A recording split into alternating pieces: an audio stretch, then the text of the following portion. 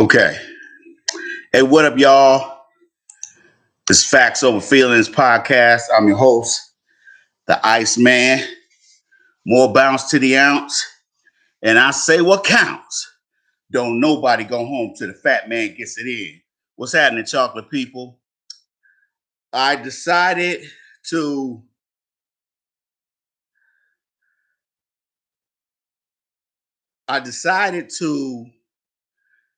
come online early because I got something to do later on. So I need to knock this out. And what I'll do is just leave this video up so you can go and listen to this uh, lecture from the start.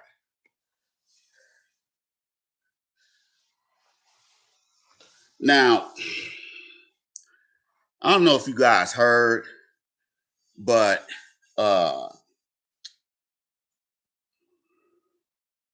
down there at the border, uh, these illegal aliens ran to the border to bum rush uh, the uh, the border because they got a text message or saw an advertisement somewhere that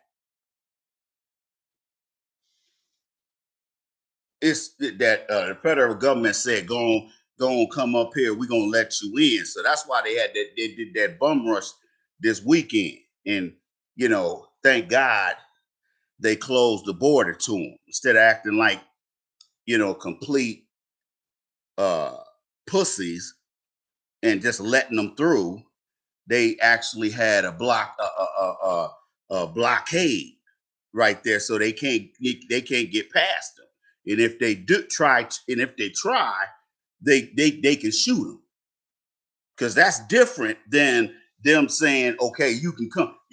Wink, wink, wink. You can come through, which is what they were doing before that. But if they try to come in, they can shoot their asses. But they're not gonna do that because that's bad. That's bad PR. Just like those two brothers down there getting murdered by those sicarios uh, down there in Matamoros. Okay, I've never crossed the border that far over. I've only crossed that a couple other ports. Um, uh, so and it's unprecedented that the cartels hand wrote a apology letter. Okay. See, it's always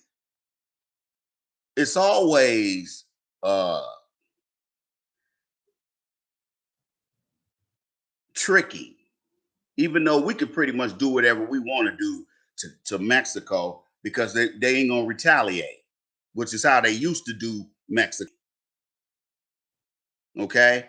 It's only since the last maybe 20 years, 15, 16 years, have they been kissing Mexico's ass. Okay. And you know what started that? NAFTA started that. Okay. And that NAFTA also played into, because you remember once they passed NAFTA, that's when they really start pouring drugs over the border. If those of you who are older, you remember when they passed NAFTA with Clinton, when Clinton was in there. Next thing you know, drug peddling, drugs coming over the border. It exploded. Okay, man. Let me go ahead and let folks know on uh let folks know on the gram that we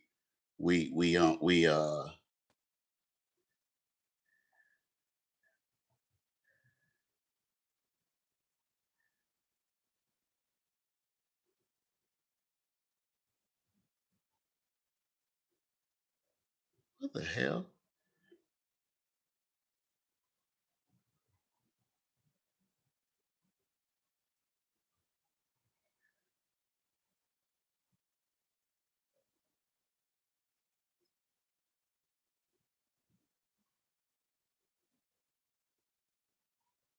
Let me let everybody know we on the air right now. Yo, we on the air right now. We on the air. Earlier, I got an engagement later on, so I need to go ahead and knock this out. Okay, so come hang with us on the MadVooDooMan channel on YouTube. With us on the MadVooDooMan channel on YouTube. We are live right now. Holla. All right, let me post this shit.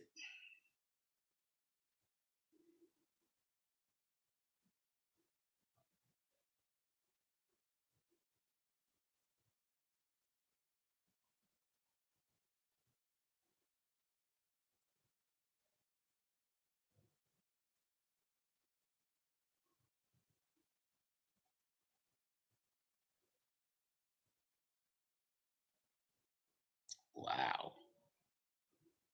What Tariq doing over there in Mexico anyway? Okay,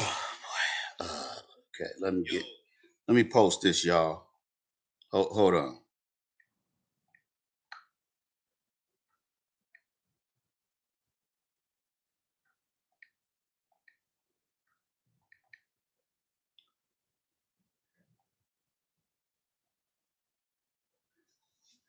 Wow.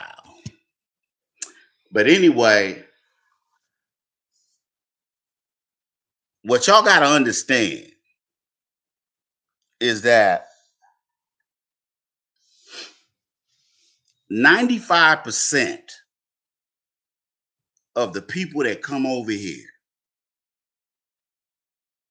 they're not gonna make it. I didn't know this, but somebody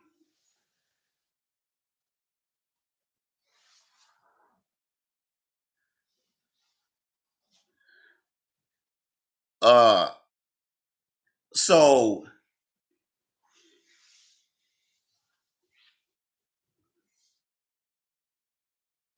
so basically, okay, I just wanted to make sure I got that on mine.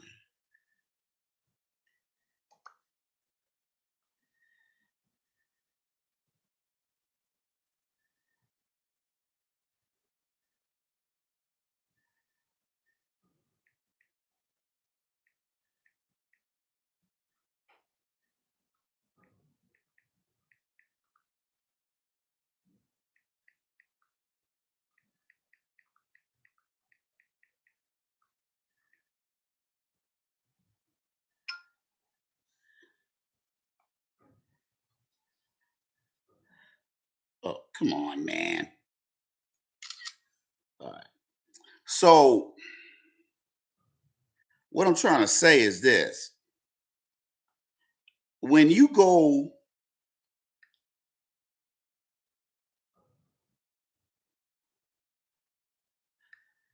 so what you guys have to understand is this.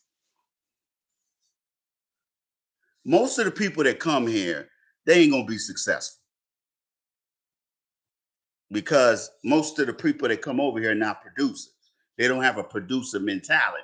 Now, some of them do, and they come over here and do under the table businesses, mainly with people that feel sorry for them or people that you know think they're getting a deal by hiring them, which I wouldn't hire them. I'm not helping you send your children to college.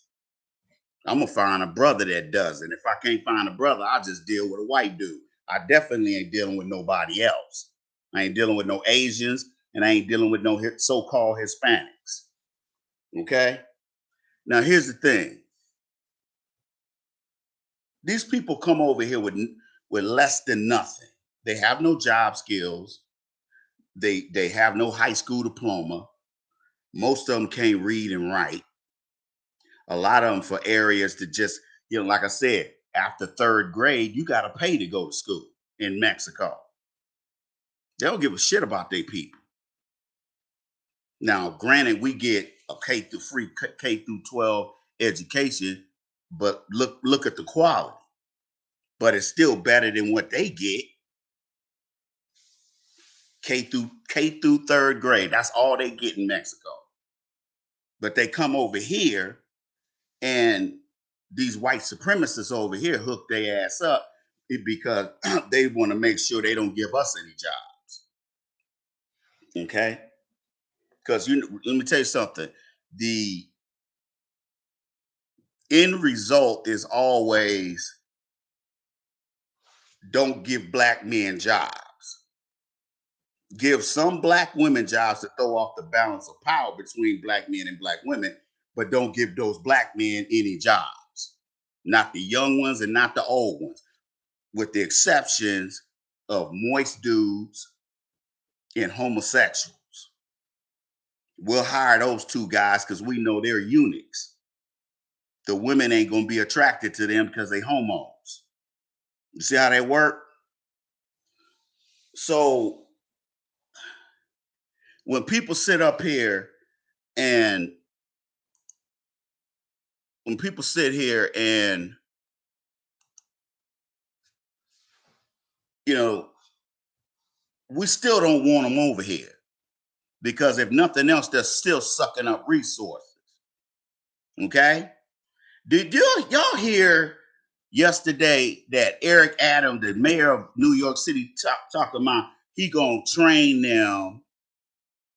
He gonna train them. He gonna train these illegals to what did he say? Train them for jobs.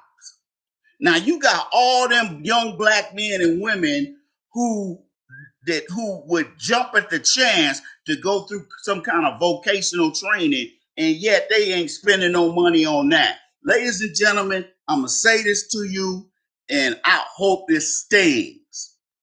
Those of you who keep voting for these Democrats, you are effing things up for all of us, not just you. Not just, you trying to soothe your conscience by not voting for Republicans like that.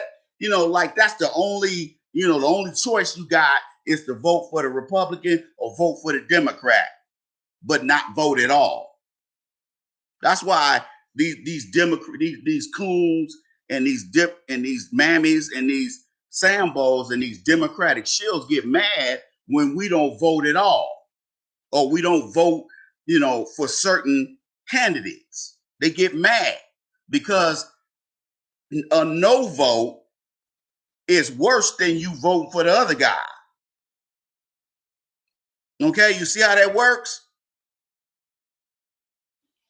Because you have to understand, white supremacists in this country, they gonna get the hookup whether there's a Republican in the White House or a Democrat. And see, black folks, so black folks play this game with themselves as a coping mechanism to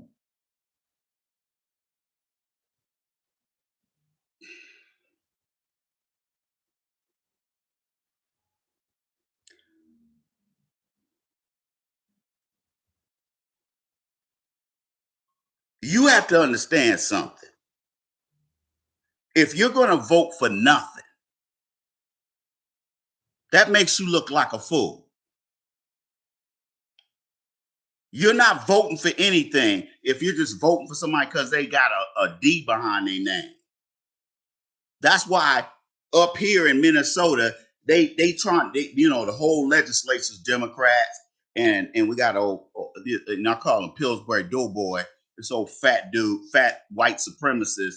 That's the governor up here. Oh, he been passing around money to illegal alien daycares. Oh, they be doing all kind of sneaky stuff up here.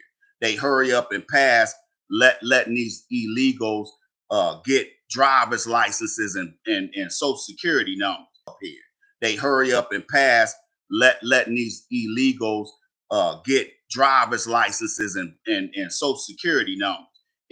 Once you get that, yeah, you can still get deported without a resident status, or you're not a citizen. Yeah, you can still, because I'm gonna tell you right now, when Trump get back in there,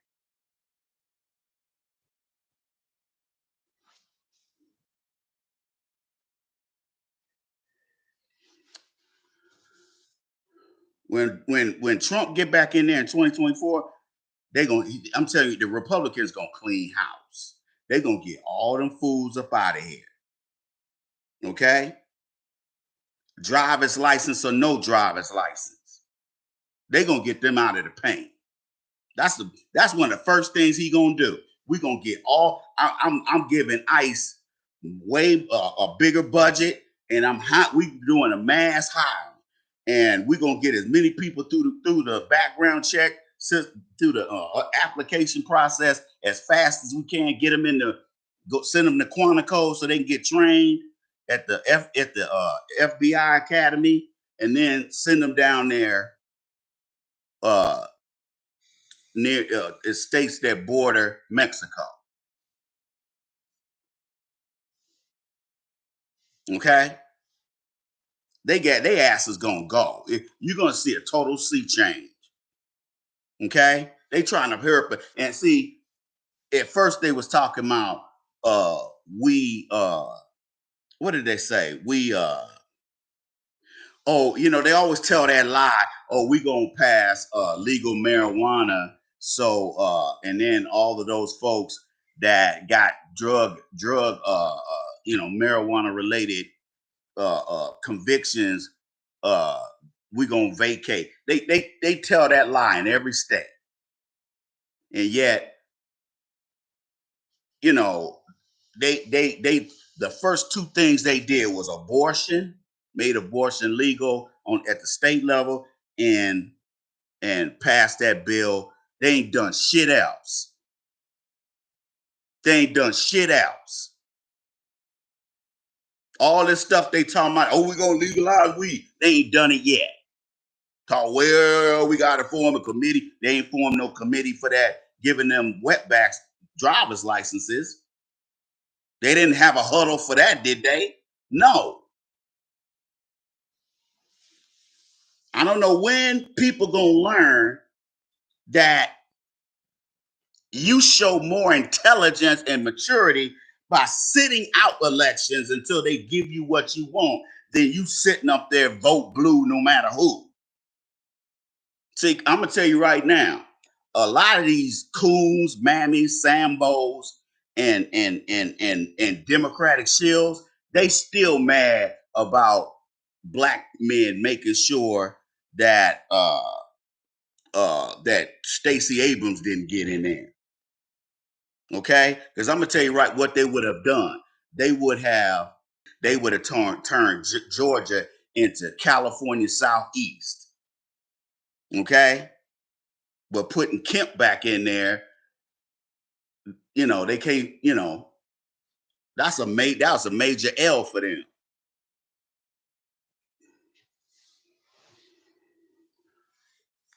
So most of the remember I told y'all about that movie, that documentary, Permanently Temporary. And it was about these illegal aliens coming over here thinking they're gonna get the American dream. Now you got HB1 visa holders like these Indians. And for some reason, the tech sector is they laying off people. I ain't heard nothing about losing Facebook and Microsoft and them losing no profits.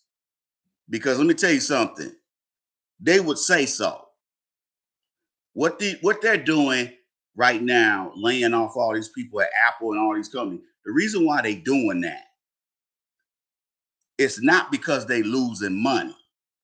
It's because when you do forecasting, you're looking a year, 2 years, 3 years, 10 years down the road.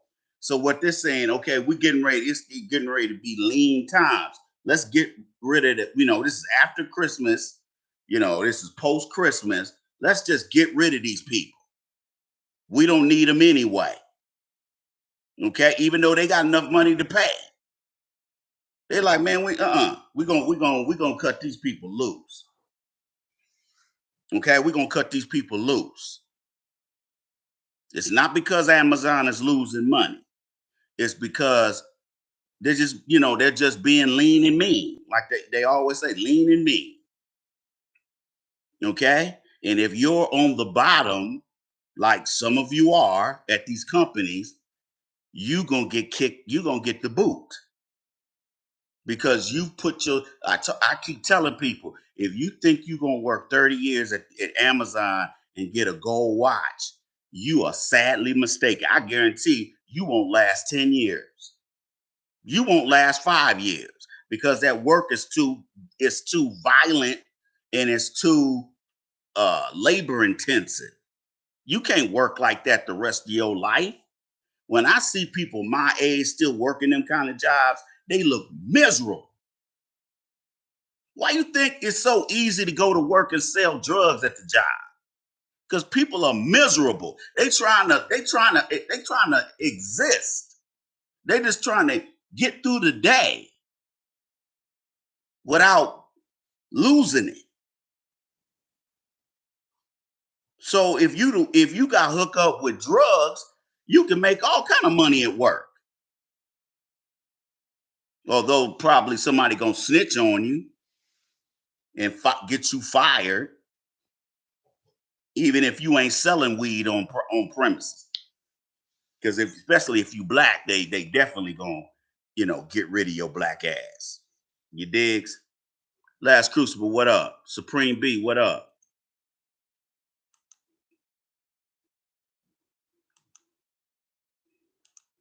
You digs? If you guys want to contribute, the Cash App IDs are at the top in the chat room. Also, everybody hit the like button, please. And everybody, please share the link from this video on all your social media platforms to get folks over here to check out what we're doing today. Because I'm gonna break down a lot of this banking stuff. I'm gonna break down a lot of this macroeconomic stuff and microeconomic, how it's going to affect you. Okay, and it's also going to be determined geographically what happens to you. Okay. So as I was saying about these illegal aliens, most of them are coming over here just being bums because they were a bum in their country. They were a bum in their own country. Now they coming over here to be a bum. That's why they just sit on welfare. They keep having children so they can stay on welfare. Welfare only supposed to be 5 years. How are you giving people welfare who ain't citizens of this country? See, when they started that mess, I blame the Republicans and the Democrats for that crap. Because both of them are guilty.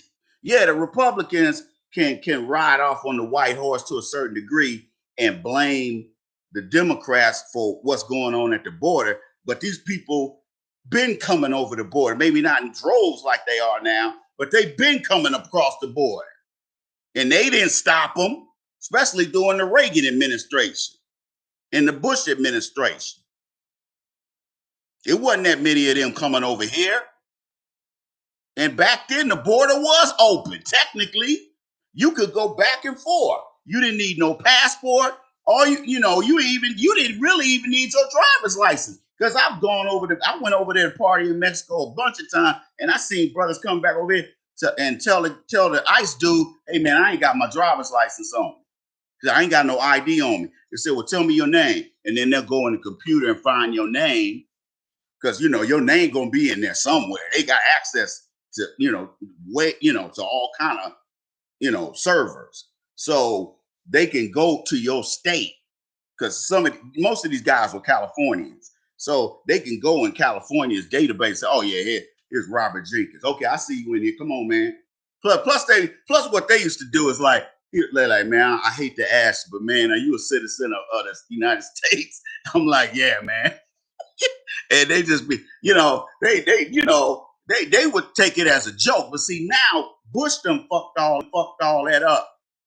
But one of the reasons why they made it so you needed a passport to go, in and out of the country is because of what's going on right now. They saw back then during the George W. Bush administration that there was going to be a sea change in the Mexican cartels uh, being the main distribution point of drugs coming from Colombia, Peru, Ecuador, because a lot of those countries down there, they're the ones that's selling that pure cocaine, 97, 98, 99% pure. And see, you can step on that once that get hit. You get a kilo of pure 100% cocaine. Do you know how many times you can cut that? Okay. And if your cocaine is stronger than everybody else's, they're gonna be like, man, where that good shit at? Oh man, I gotta wait on my Mexican homeboy. He all out right now. Okay. But anyway, don't assume that everybody that comes to America is balling, because these Indians that's here on these H-1B visas, if they don't find a comparable job, they gotta leave. And I was listening to this Indian woman do, on a video on YouTube. She said, believe it or not, a lot of Indians are talking about they might have to leave and go back to India, and they don't want to do that because they've been here 2 or 3, 4, 5, 6 years. Their children and got used to being in America. Plus, think about it, man. You gonna want to go back to dirty ass India, hot ass, dirty ass India. That's why when people tell me they gonna go on vacation to Mumbai, I'm like, why, nigga? Why? It stank. They got open sewers on the street. They got trash all in nasty. How is that a vacation destination? If I want to be around that, all I gotta do is go to one of these hourly hotels in the hood, like the Come On In Motel, the Snooty Fox, okay, the Mustang Motel. Hell out of here, man. So those people are not balling like you think. Again, it's still wrong for them to bring them over here for the reasons that they bringing them over here to create a buffer. Because remember, it's a multi-pronged issue. It ain't just the fact that they want cheap labor. They want to supplant black labor. And they've been pulling this shit since my mom was a teenager in the 40s. My mom said even back then they would drive all the way down to them white dudes would drive all the way down to Mexico and then drive all the way up to to the Ozarks to work on them farms for like the harvest season, have them living in something that's equal to an outhouse. They living in a workhouse. It's all filthy. And then once they done using them, they pay them a couple of quarters and they drive them all the way back down to Mexico. They did that for years. They've been doing that for 60, 70 years. They ain't just start that now. You had to remember, you could just drive over the border back then. Wasn't nobody really trying to come over here back then because America wasn't balling back then. Remember, America didn't start balling until Reagan got in there. Before that, everybody was broke. Okay? Back then, most of the families that I knew, we all were about on the same level, middle class. We all were on the same level, especially with 2-parent households. Some looked like they had a little bit more money than we did. Some of them did, but they weren't broke. Okay. Fast forward to the Reagan administration, he started doing all them tax cuts, and that's why these old school Republicans like uh, uh, like Trump's economic advisor, Larry Kudlow, his racist ass that be on Fox Business.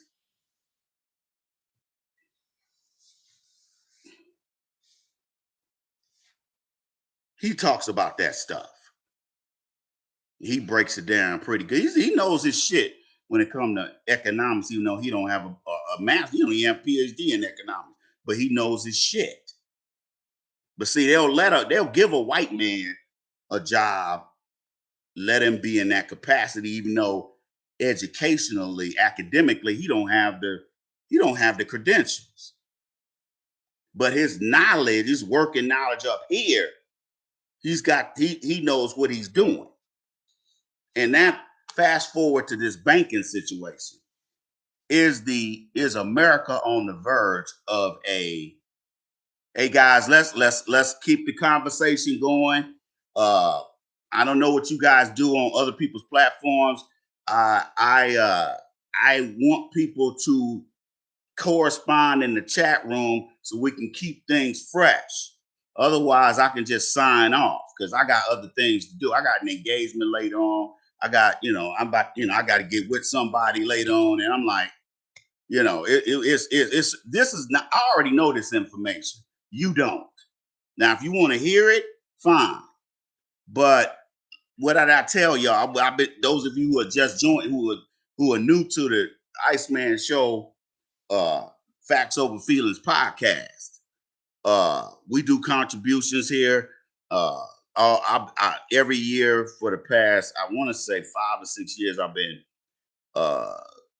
collecting contributions for these inner city kids for their book bags, school clothes, and stuff like that. Now, some of y'all probably say, "Well, I don't want to contribute because I ain't trying to buy another man or another woman's children's clothes." Well, that's because you're a moron, and you're a narcissistic moron. So, and you only think of yourself. That's why black folks are in the condition they're in, because of all you Democratic voting idiots. Yeah, I called you an idiot. If you voted for Biden, you're an idiot. If you voted for any of these Democrats without an agenda, you're an idiot because you know better. You try to pretend like you dumb, but you ain't dumb. You know better. That's why all these Democratic Biden voters, they ain't saying nothing. It's radio silence. You can hear a mouse fart. It's so quiet on social media. It's radio silence. You can hear a mouse fart. It's so quiet on social media. Hey, let me tell you something, Mr. Asmo. Let me tell you something. The issue is not that one is better than the other. The issue is you're an idiot if you're voting for Democrats and they're not offering anything. You idiot.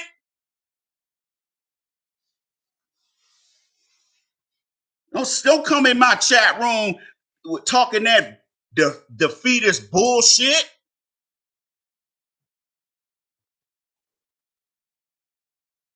Hell out of here. Both of them bad. Let me get your little punk ass out of here. Let me get you out of here, nigga. I hate defeatist niggas. I can't stand defeatist niggas.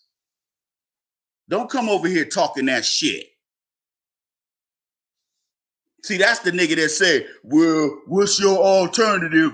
What's your alternative, Ice? Who should I vote for?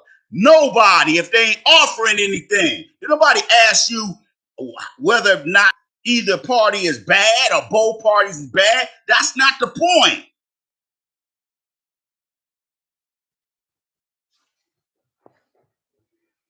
Hopefully your ass ain't married and there ain't no children attached to your ass.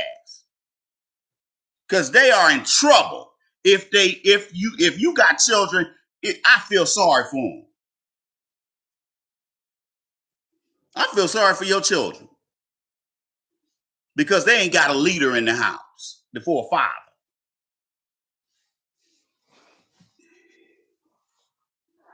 Here's what happened with starting with Silicon Valley Bank out there in Palo Alto.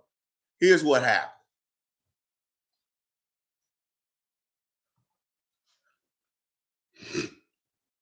Here's what happened. What banks do to earn money is they take our deposit money. Say you got $5,000 in the bank. They'll take your depositor money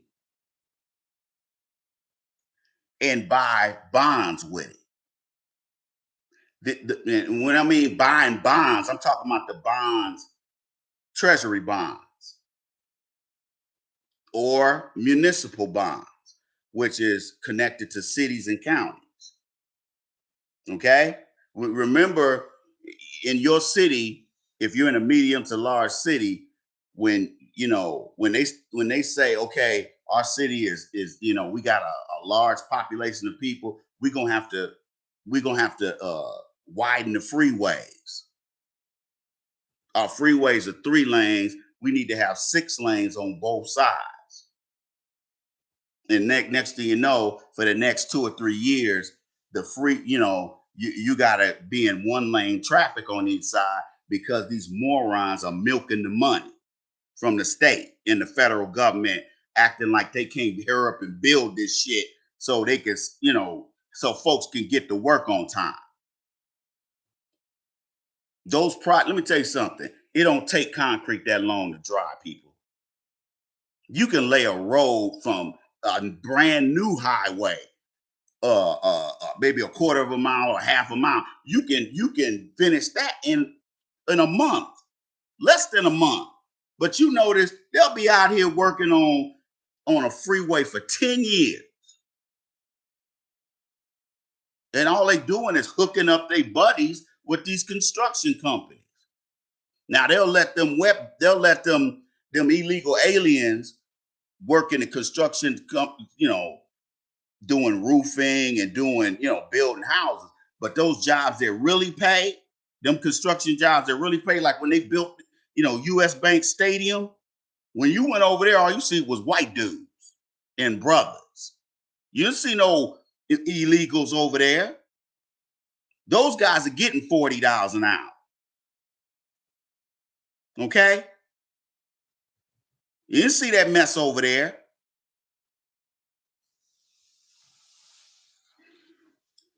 When these banks buy bonds, it's expected that the bond value is going to increase. That way, you pay back the depositor money and you also make a profit. See how that works? Here's what they did. They didn't hedge. What they did is they went all in feet first, and then when the values of those bonds went kaput, what you think happened to their stock? It dragged their whole net worth. It dragged it down. That bank had a total with investments in money. It was worth over 200. Their net worth was over $209 billion. Today, it ain't worth half that. Matter of fact, the company is insolvent, which means they have no net worth. You see how why you think they put a receiver they attached the receiver already to that bank. They talk about, oh, we ain't gonna bail them out. That's what they said the last time, didn't they? Didn't they say they wasn't gonna bail Ford and GM and Chrysler out? They wasn't gonna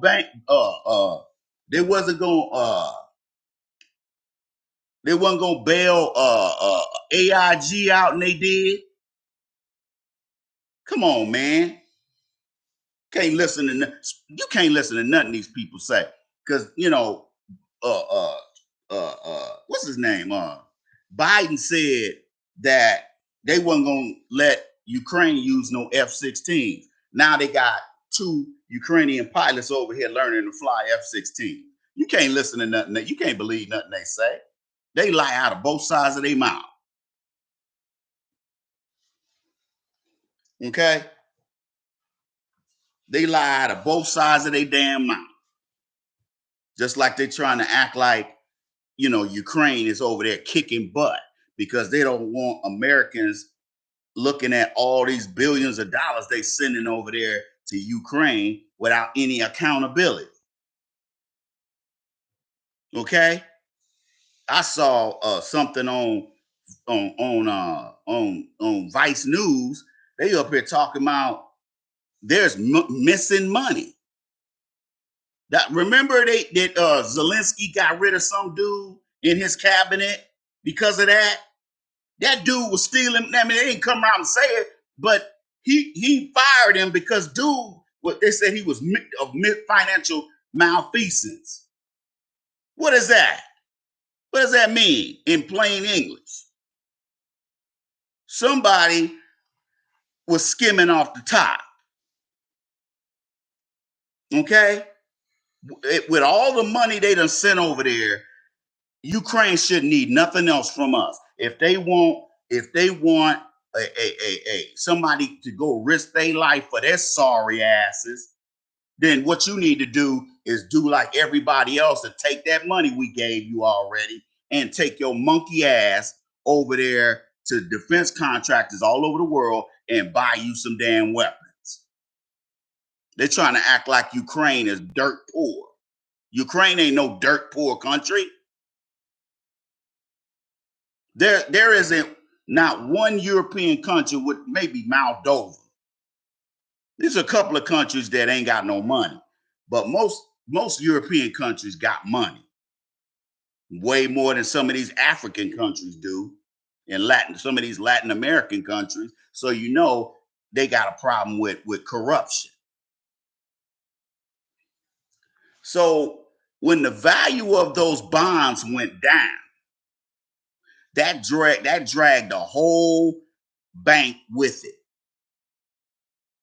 Because they sold bonds at a loss. They lost 1.8 billion.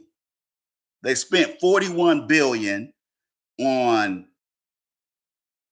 bonds. And they sold them at a loss of 1.8 billion. That don't sound like a lot compared to 41 billion, but that's a lot. That still means somebody. And then too, on Wednesday or Thursday of last week, the CEO and the chief financial officer sold their shares in Silicon Valley Bank to the tune of 3.2 million.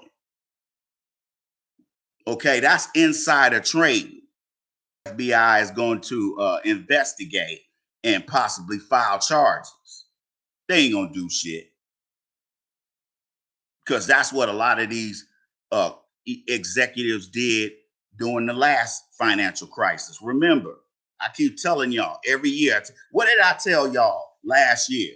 I said a recession is coming. We're already in a recession, people. They just don't want to say what it is. Both sides are playing us against the middle. Don't think just because I can turn to Fox News and get information I can't get on CNN, MSNBC, ABC, NBC, and Fox, and regular local Fox stations and ABC and CBS. You won't hear any of that on none of them channels. But that doesn't mean these people ain't dishonest, because Fox News has this little trick where anytime they show somebody committing crime, it's always some black person involved. Like you mean to tell me ain't no white folk committing crime out here? Because when I go online here, I see all kind of, situations where white women done killed their kids, white men done killed they wife and their kids, white men done killed their kids to get back at the mother, this, that, and the third. You don't never see any of that on Fox News because they have a narrative that they're trying to sell to white supremacists because that's their core audience is old racist ass white supremacists. And they ain't just in the South. Okay? So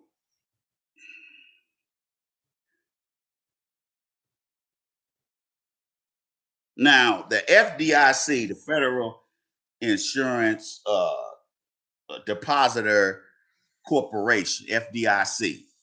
Basically, what they do, if you got 250,000 and below, you ain't got to worry about your money. You ain't got see the people that were running, doing a run on the bank. Those are probably people that got more than 250,000 in the bank. They stand to lose way more than we do. Okay, we are fly shit compared to them.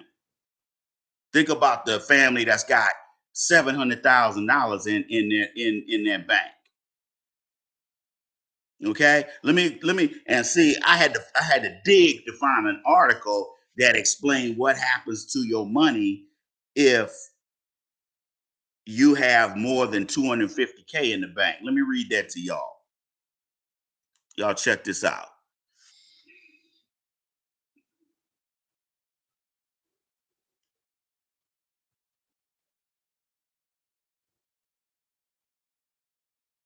U.S. federal regulators said that all deposits will be made whole in a relief to many depositors. Incident and its roots lie in a bigger systemic problem, many investors and analysts say. Let me stop right there. Ladies and gentlemen, first of all, let me say this and then let me explain what I just read. Silicon Valley Bank is the 16th biggest bank in the United States at the start of last week. It has been operational for 40 years and was considered a reliable source of funding for tech startups and venture capital firms. The California-based commercial lender, see, this is a different kind of bank. This is the kind of bank that that mainly businesses deal with. Okay, that's why they call this a commercial. The California-based commercial lender was a subsidiary of Silicon Valley Bank Financial Group, which is their parent company, and it was Silicon Valley's largest bank up by deposits. So this was a major bank. This wasn't no little ass, neighborhood bank or credit union. Okay. Now let me read what I explained to y'all earlier in the broadcast.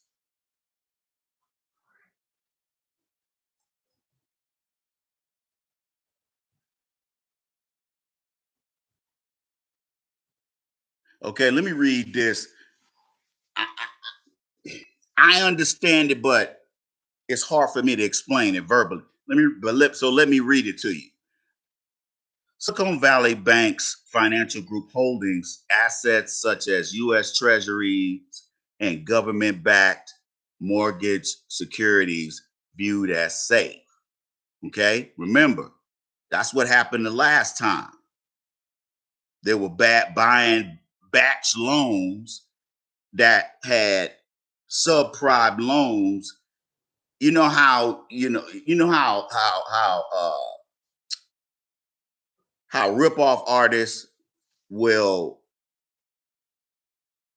take maybe a stack of real bills like this, and they'll have a bunch of 20s, 50s, hundreds, whatever, and then in most, but then most of the money under that is counterfeit bills. And so that, and when you hand somebody some money like that, most people ain't gonna look all the way through. They're just gonna look maybe 10, 12 bills down, and that's about it. Well, this is the same kind of thing when they buy these bad these bad mortgage securities. Okay. and this last part, were hit by the Fed's aggressive interest rate hikes, and their value dropped dramatically. Okay, let me explain what that means.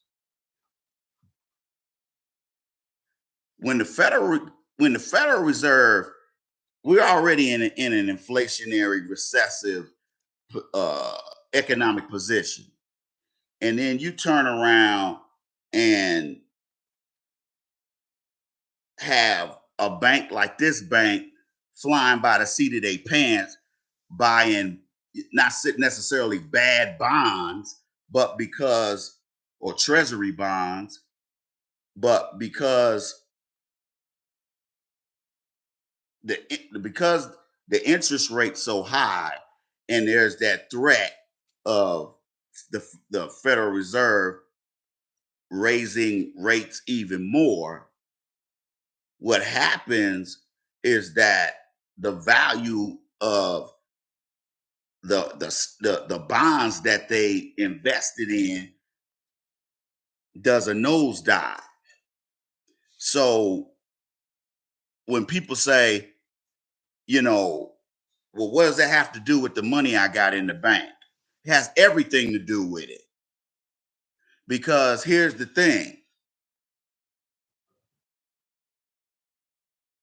Normally, in a decent economy,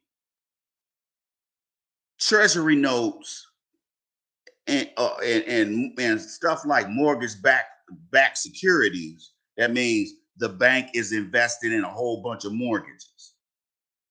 Now, if they like some of you and myself who own our own home, we're helping them make money because we're paying on our loan. Remember, the reason why when people walked away from their homes and stopped paying on them adjustable rate mortgages, all the money that was invested in those mortgage backed securities, those banks and pension plans lost all their money. There's pension plans right now where people are sitting over there with no pension, and ain't nothing they could do. And they trying to sue. All they're gonna do is do a bankruptcy, so they ain't got to pay you. They're gonna do a corporate bankruptcy, and then they're gonna open up in a different name, and you ain't gonna get no money. You ain't seeing no money because the federal government can't force them to give you your money. People are already filing civil cases against this bank and others. There was at least 6 banks. Fortunately, 2 or 3 of them recovered, and their stock went up. So, once their stock went up, they didn't have to get taken over by the federal government. Okay? Like Regions Bank, Signature Bank. Okay?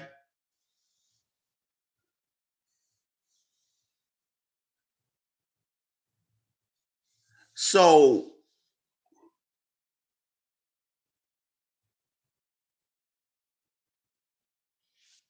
when banks, it may not seem like it was hella risky, not as risky as what AIG did back in '07, and all Lehman Brothers and all those folks. It wasn't as egregious as those folks, but it's still egregious because the fact of the matter is,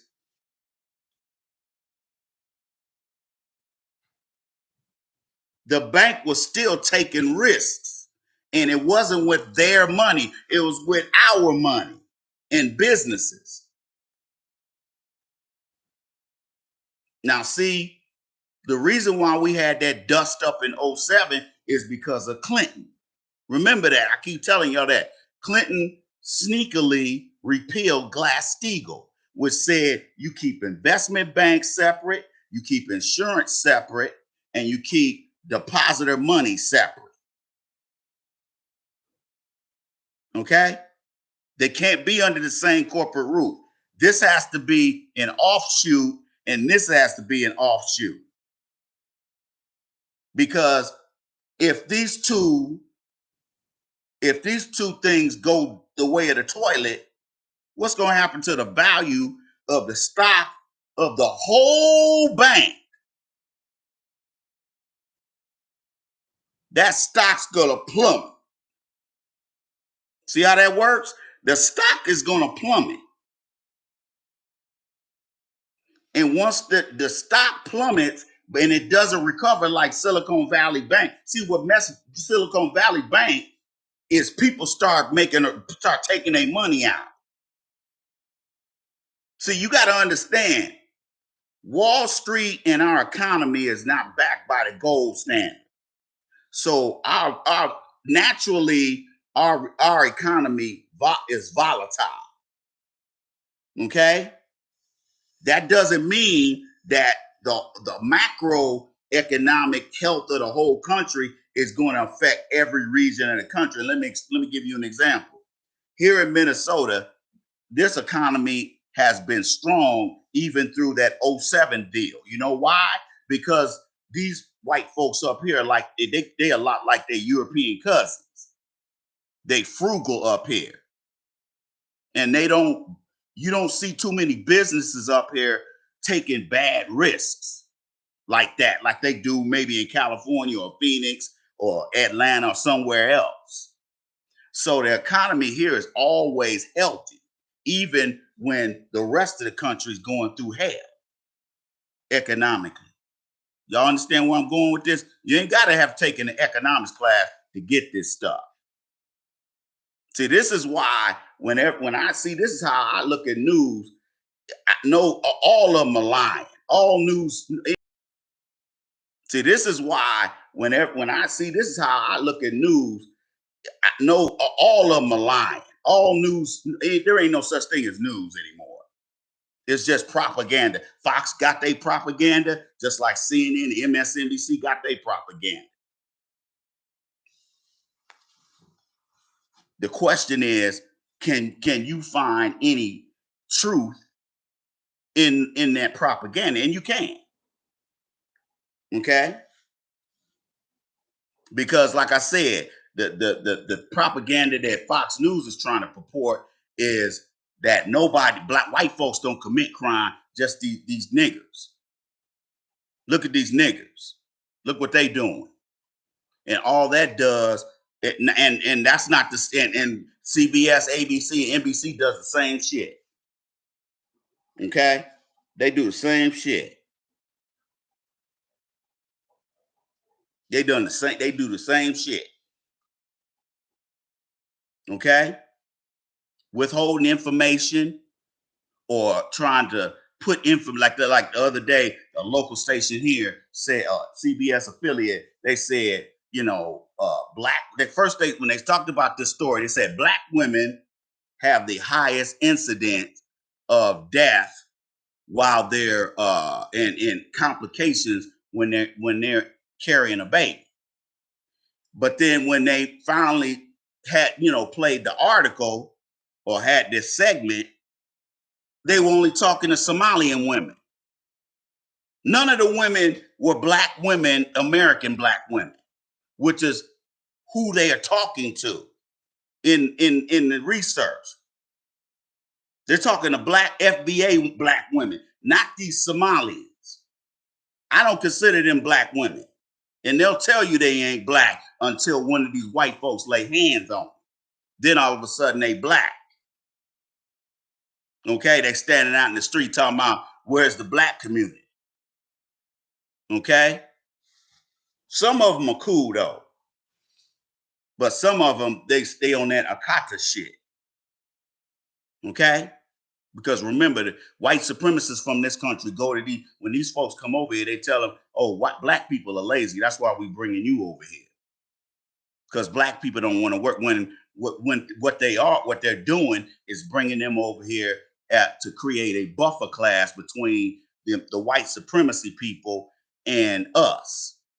And like I said, those of you who go out there and stupidly vote for Democrats as a masturbatory exercise in futility, you go out there and vote for these people, and the first thing they do is bring Sancho and Maria over here. The only thing they do for you is hit everybody over there in your neighborhood with RICO cases. That's all they do for you. They form a federal task force and they go over there locking up every black man they can. You don't get any money. You continue to be locked out of the economy as you have for the past almost 500 years. You continue to be locked out of the economy as you have for the past almost 500 years. But yet, some of y'all still dumb enough to vote blue no matter who, because you're an insecure moron. And you have no camaraderie with the rest of your people. You got to understand, guys, and let me say this and let me get back to the topic. Ladies and gentlemen, you know why social media is trash? Because you got a bunch of people. Let's talk about the men, for example. They ain't men, the males. Most of the young males and some of the old ones on social media, they're a bunch of losers. They're a bunch of bums. And they're a bunch of, how can I say this? They were the kids that got their ass beat in school. Okay? Well, you and I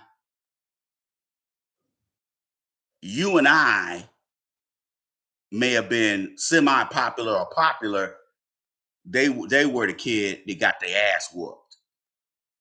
Okay, if they were a girl, they got their ass whooped by girls, and if they were a boy, they got their ass whooped by boys.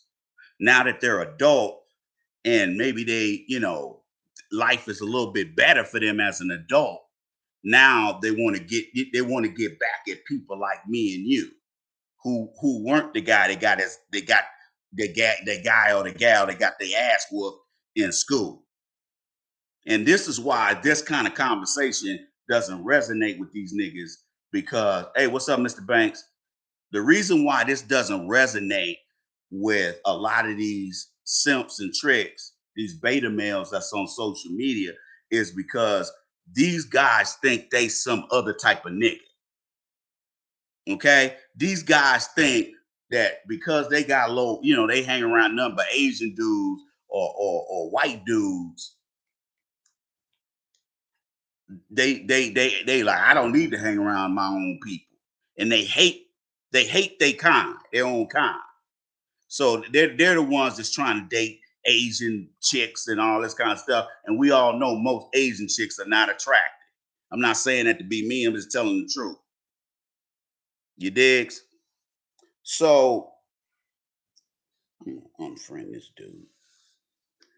So what we have to understand, guys, is that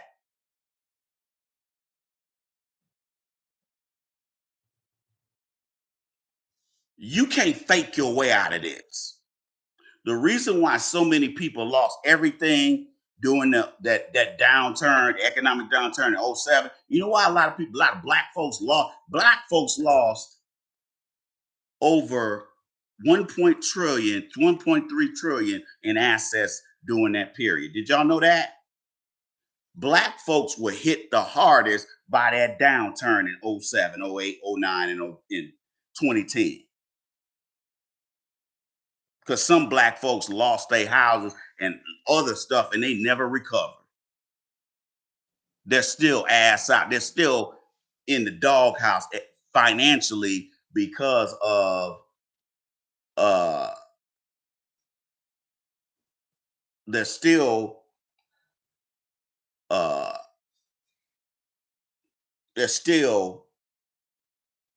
licking their wounds.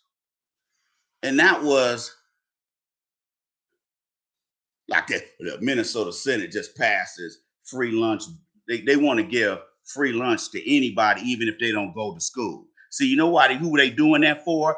Sancho and Maria. And even with all of these free gifts that they gifts, guarantees, and giveaways, these people, most of them still can't make it in America. You know why? Because they don't want to speak English. They don't want to assimilate. But they want their children to assimilate.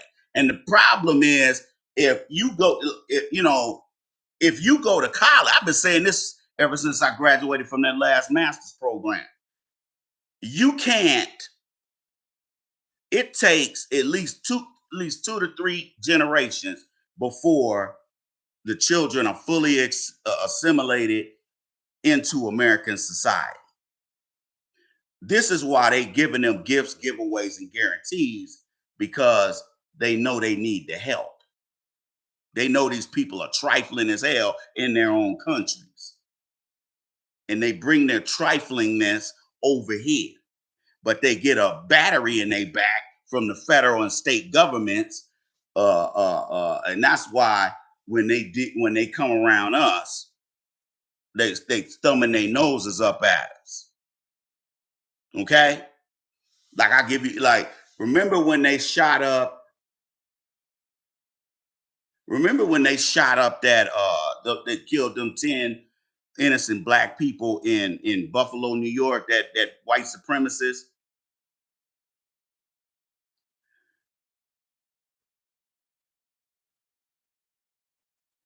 Do you know that before that Uvalde shooting at that Uvalde, Texas school, a lot of these illegals and other Hispanics that were born here were mocking those, was making fun of those black folks that got killed and injured at that store. Did y'all know that?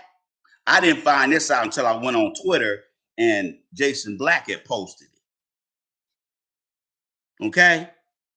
They were actually laughing.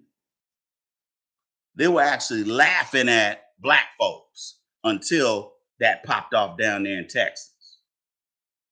They don't even mention Buffalo anymore. All they do is make references to them folks down there. They hardly say anything about what happened in Buffalo, which happened first. Are those people's lives less valuable because they black? Yeah, according to them. But you see, that's why you don't want these people over here. You gonna laugh at people getting shot and killed? This is why you can't bring these people over here. You can't bring people over here with anti-black sentiments and turn them loose over here and put a battery in their back and tell them, oh, you can shoot a black man and not go to jail. Like again, like those of you who weren't listening to me over the weekend, last week, I told y'all about this old little dirty ass, bum ass little Hispanic dude. His parents are wetbacks over here in St. Paul. He's gonna sit up here and in the school, stabbed and killed a black student, a young black male, stabbed him in the stomach because some Hispanic chick that he wanted that didn't want him was giving the young brother all the rhythm he can handle and then some. So his way of dealing with it is, I'm gonna be a punk bitch and stab this young brother. Okay? And do you know they only gave his ass two years and like 10 months in jail, in prison? He'll be out in a year or less than they'll probably make him do at least 12. They're gonna make him at least probably do a year. But I guarantee he ain't doing that whole year, 2 year and 10 months. How you gonna not give this dude more time than that? If the George Floyd thing was still popping off, I guarantee they would have gave him way more time because they know black folks would have turned up. Okay, another case. This happened last year. He's walking over here in Uptown, and a 15-year-old boy walks past him. And sometimes people bump into each other accidentally. Do you know this coward turned around and killed this boy, shot him and killed him? And then he had the nerve to start acting a fool in court because the judge gave his ass 33 years in prison, no parole.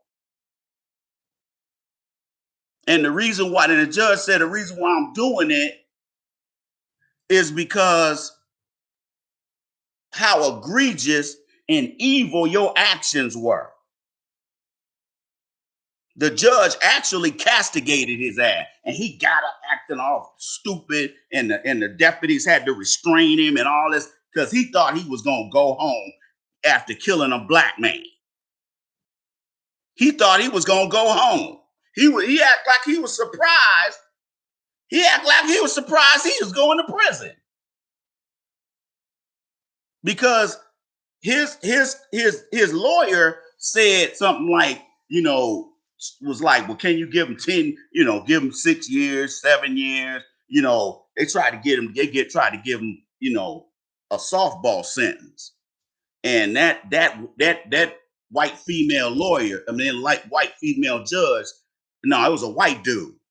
He stuck it to his ass. He gave the prosecutors were asking for the maximum, which is 33 years. 32.8 years in prison and with no parole. No, they said he got to do 80% of that. So he got to do 20 something years even before they even think about giving his ass parole. 20 years is a long time, dog. And that guy is only like 38. He gonna shoot a child, man. This is what happens when black men act like cowards and people run up on us and do shit to us and we don't retaliate. I posed a question on Facebook. I said, what do y'all think should happen to these assholes and Mexico in general for sitting up there murdering them two young brothers? Now, some folks, a lot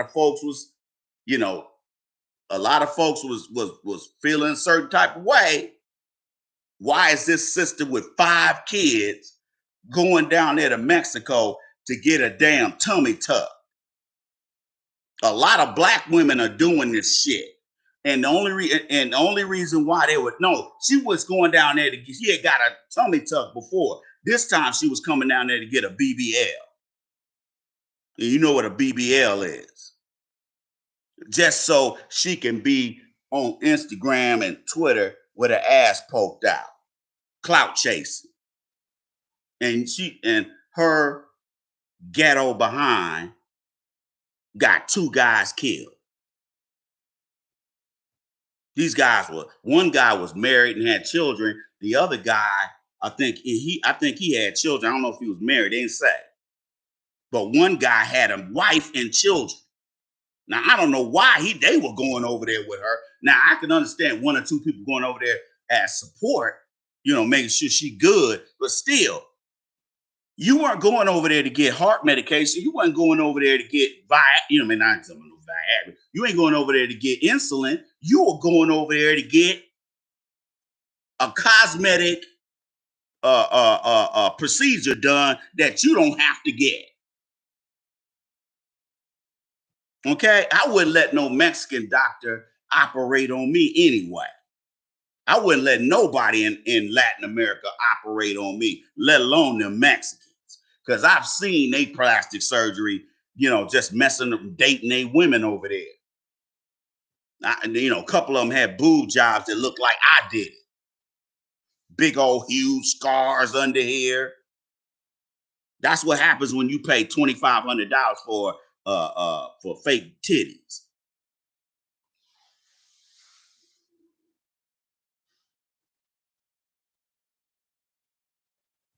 Oh, I wouldn't doubt it, Mr. Banks, that they didn't count black folks. I'm gonna tell you, I used to when I used to go over there to Mexico, I used to talk to these 2 black Mexican chicks. One was fine, the other one was she was about a 3. The other one was about a 7.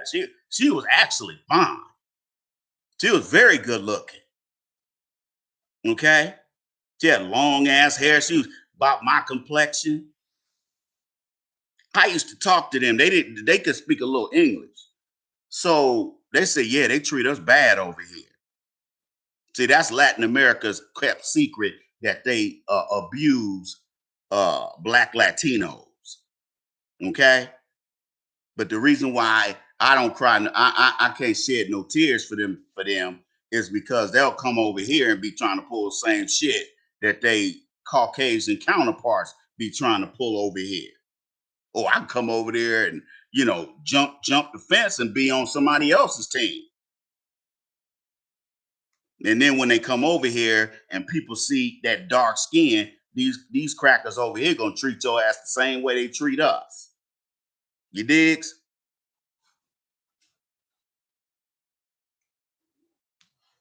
So politics affects economics. Because remember, the job of the government is to take resources and distribute those resources to the masses.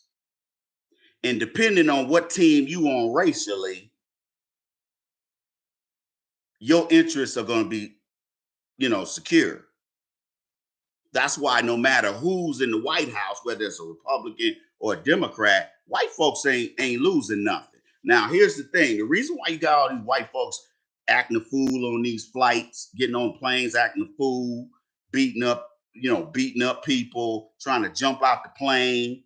The reason why you have all this stuff, that's because of insecurity, obviously.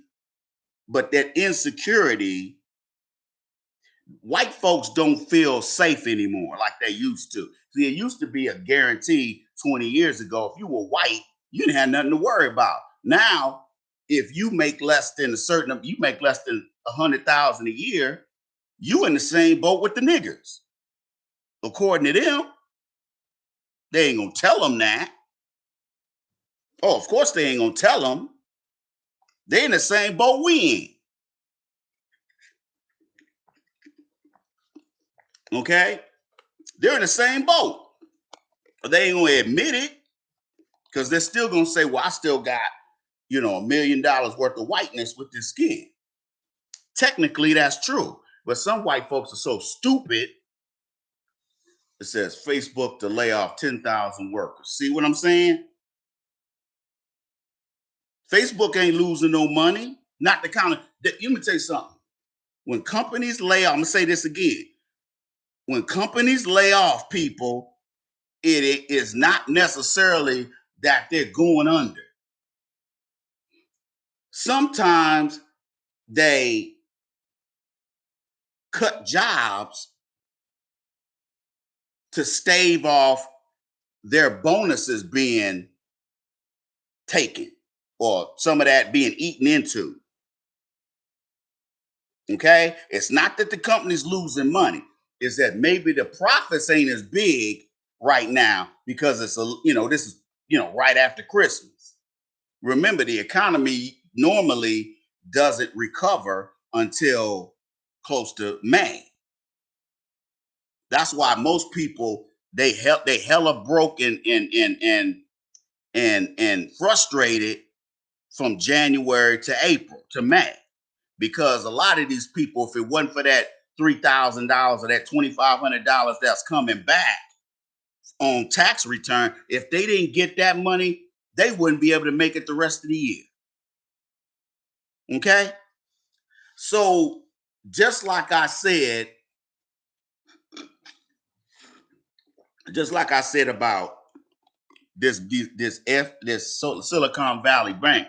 This Silicon Valley Bank is the AIG of 2023. Remember AIG? They took investment banking,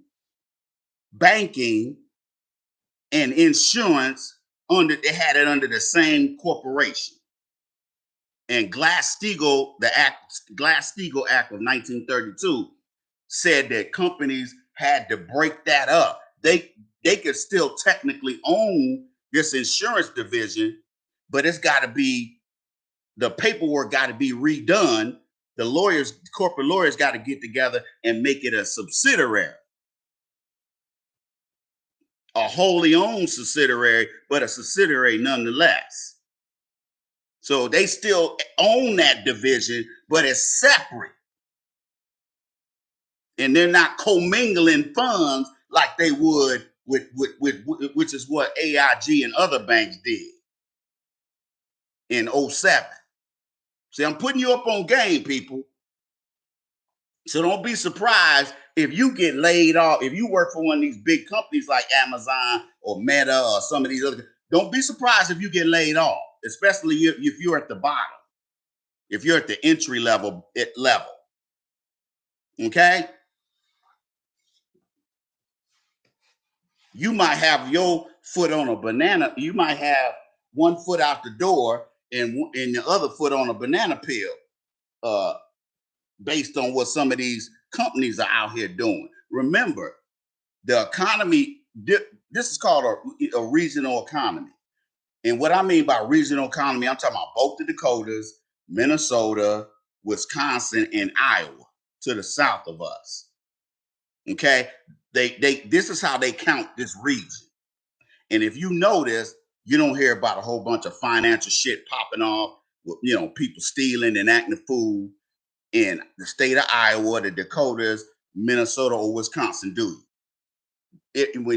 Whenever you hear about some big time embezzling or some Madoff type shit, it's somebody from out west, somebody up from out east or southeast, northeast or southeast.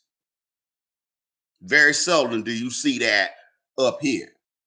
And there's a reason for that. Remember, the way these companies run and these banks run up here, I'm not talking about the national banks like US Bank and Wells Fargo. See, those big, huge, damn near $1 trillion market cap banks like Chase, they ain't about to lose no money. They can take a hit because they could take money out that Credit Suisse account over there in Switzerland to put in the operating budget.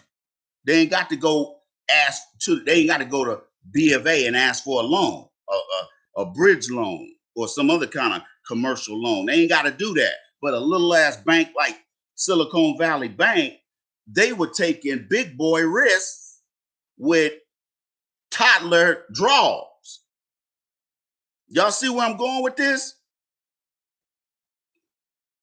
It's still what they did was illegal because they knew ahead of time that the mortgage securities and the money they invested in government bonds, federal bonds, U.S. Treasury bonds, and municipal bonds were losing value. And the reason why those bonds lose value is because of inflation. See, the Biden administration has created a perfect storm. And the only way they dealing with it is to blame Trump. Can you believe that? Jim Crow Joe guy had the nerve to get his ancient ass on TV yesterday and say the reason why this bank failed is because of Trump and them policies that they put in place. The Trump administration didn't put no banking laws in. They didn't take no laws off the books. So if you're going to blame somebody, blame the Obama administration, which you were a part of.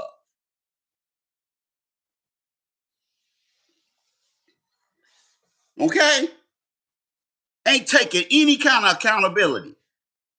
I'm going to tell you right now, there's going to be a referendum on Biden's and the Democrats come. Don't be surprised if there's a Republican president and Republicans on both sides of the House, both sides of Congress. Don't be surprised because people are sick of this. These weird, these freaks, these trans people, they sick of that mess.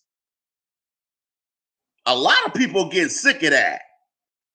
That's why I've been telling people the last 6 or 7 months. I said, man, I'm thinking about getting the fuck up out of here because I'm tired of the weather. This winter, it was horrible. It was last winter was mild compared to this winter. I tell y'all all the time that every now and then we are due one of these types of winters. And with me having health problems, especially musculoskeletal problems, that's an issue for me. No, not leaving the country, brother. I'm talking about like maybe moving somewhere where it's a lot warmer. Like maybe going back. I don't want to go back to San Antonio.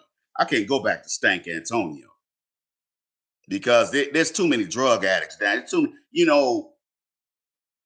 down in the South, they run the poverty scam. The white supremacists do. Maybe, possibly, brother, possibly. Okay, because I lived in Phoenix before. Phoenix ain't a, Phoenix is actually a fun city, but it's just that heat, man. It's too hot. Like here it's too cold. There it's too damn hot most of the year. You got hot, kind of hot, and then sort of hot. And then you had the monsoon season, which is from like October to about like March, where they start getting flash floods because it be raining all the time. October to about like March, where they start getting flash floods because it be raining all the time. Okay, like it's doing like how it's flooding in California. Instead, they're getting 8 to 9 to 10 years of water in a day or a week. Think about that for a second. So even these man-made rivers and these lakes are not taking all that water. Okay? Hopefully, these reservoirs, like Lake Mead is, hopefully it'll fill up again. Hell, they said that Lake Mead in over there by Hoover Dam, they said the water is so low now, they finding dead bodies that people it's some mob shit. They finding dead bodies that been in that lake for 20 and 30 years. That's disgusting. Now, obviously, that's filthy water over there. That water hasn't been treated yet. That when that water goes into the water treatment plant, that's gonna get cleaned, I think, or should be. Okay. California ain't got no business. California, Nevada, and Arizona ain't got no business having droughts. Because all this snow up here, you could pack this snow on trains and move it out there. Put that stuff in them tankers and let it melt. Now you got some goddamn water. Fuck out of here. Now I don't want to leave the country, man. This is our ancestors built this damn country. I ain't going nowhere. Ain't nobody gonna run me off my spot. You know what I'm saying? That's why when I walk around wherever I go and I see these illegal aliens and some of them be trying to act tough, you know what I say to them, motherfucker? You ain't even gotta be here. Cause some of them got enough sense to say, damn, I ain't gonna start no shit with this dude because I'm liable to get my ass whooped and I'm liable to go to jail. Now I'm in the system.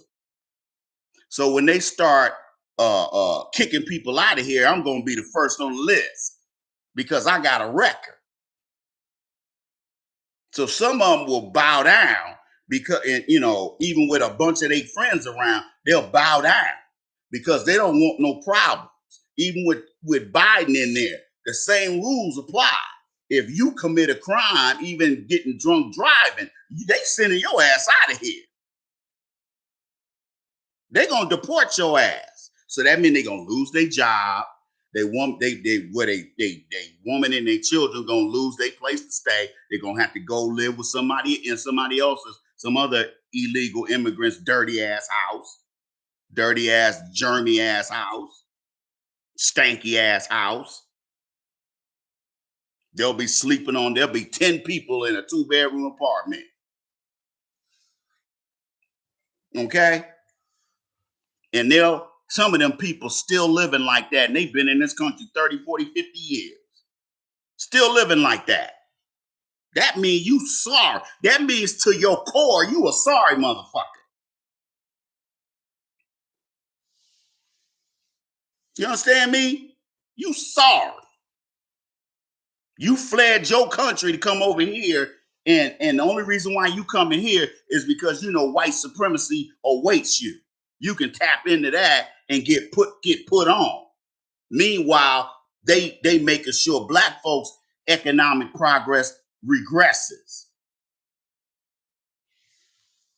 That's why, look, let me tell you something. These people who vote Democrat, who voted for Biden's ass, these last couple voting cycles, let me explain these election cycles. Let me explain something to you. These are Nick Biden's ass.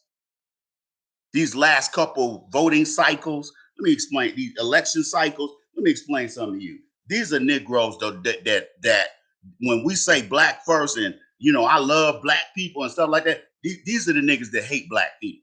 Remember, these are the people that got their asses whooped, or these are in school, or they're the type of people that maybe they didn't get their ass whooped in school, but they getting their ass kicked as an adult out here with this racism, white supremacy. You know, they taking these low wage jobs, or they get these jobs and they ain't making no money. You know, you a 60-year-old man still making 40 and 50,000 a year. Your income, as you age, your income's supposed to go up, not down. If you made most of your money in your 20s, what did you gotta sit down and ask yourself, what did I do wrong? You understand me? Yeah, there's a Mexican family that's about 3 doors down from me. They got 5, 6, 7 cars in the driveway. Cause you know, these houses got most of these houses, with the exception of this dude, most of these houses around here got 3-car garages. So the driveway is pretty wide.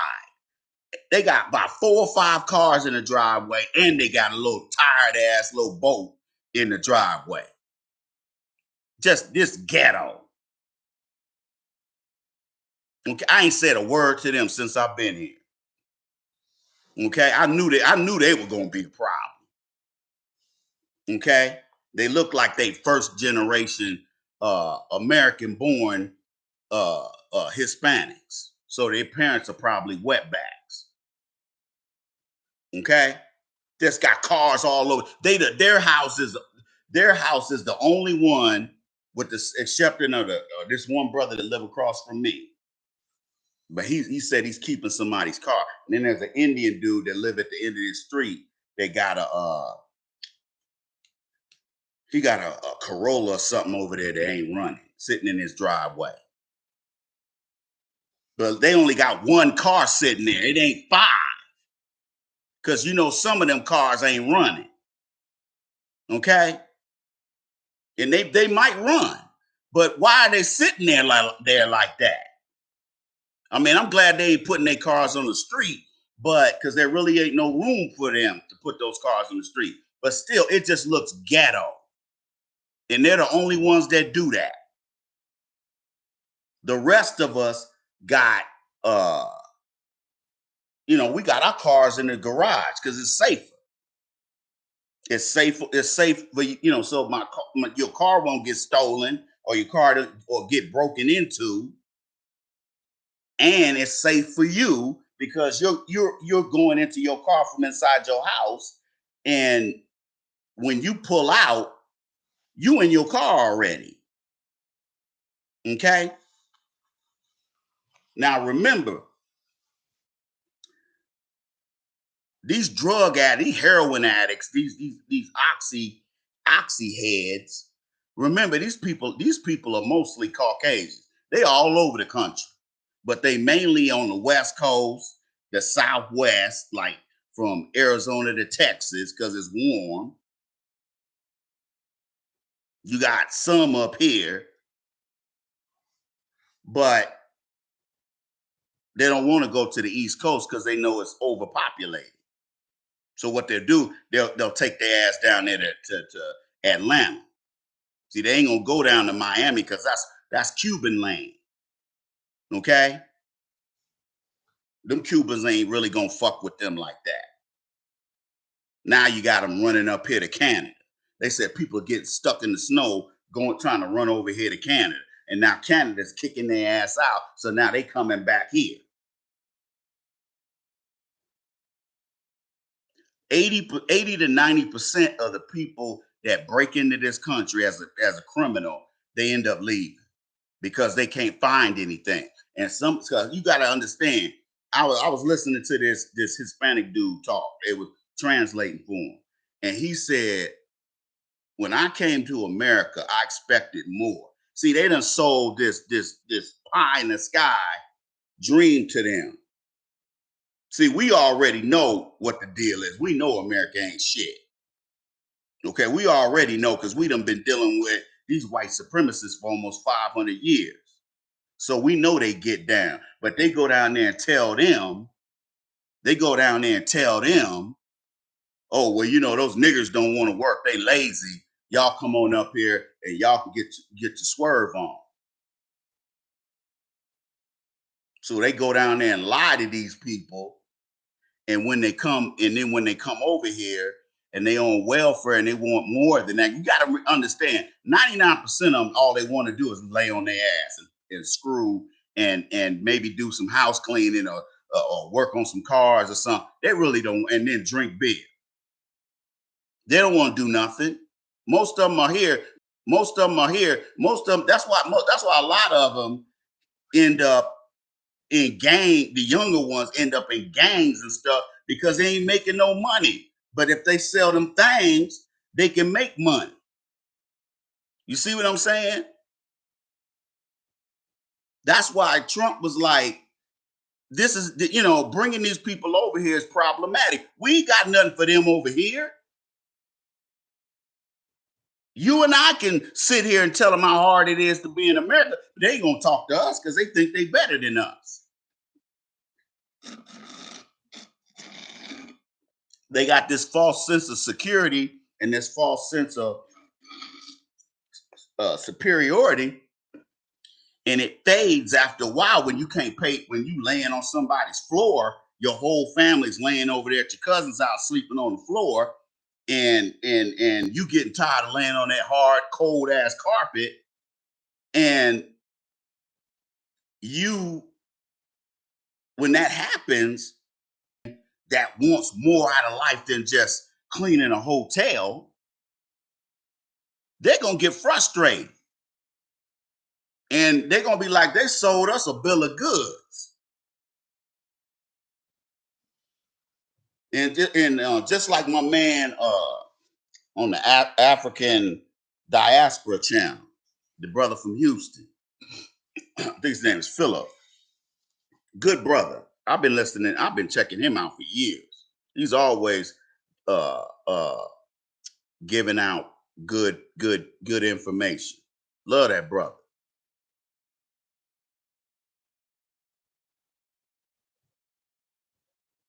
So you got to understand something. Most of these people are just coming over here just to sit on their ass and be bums. Only a handful of them are really trying to do more than just clean hotels and work temp jobs.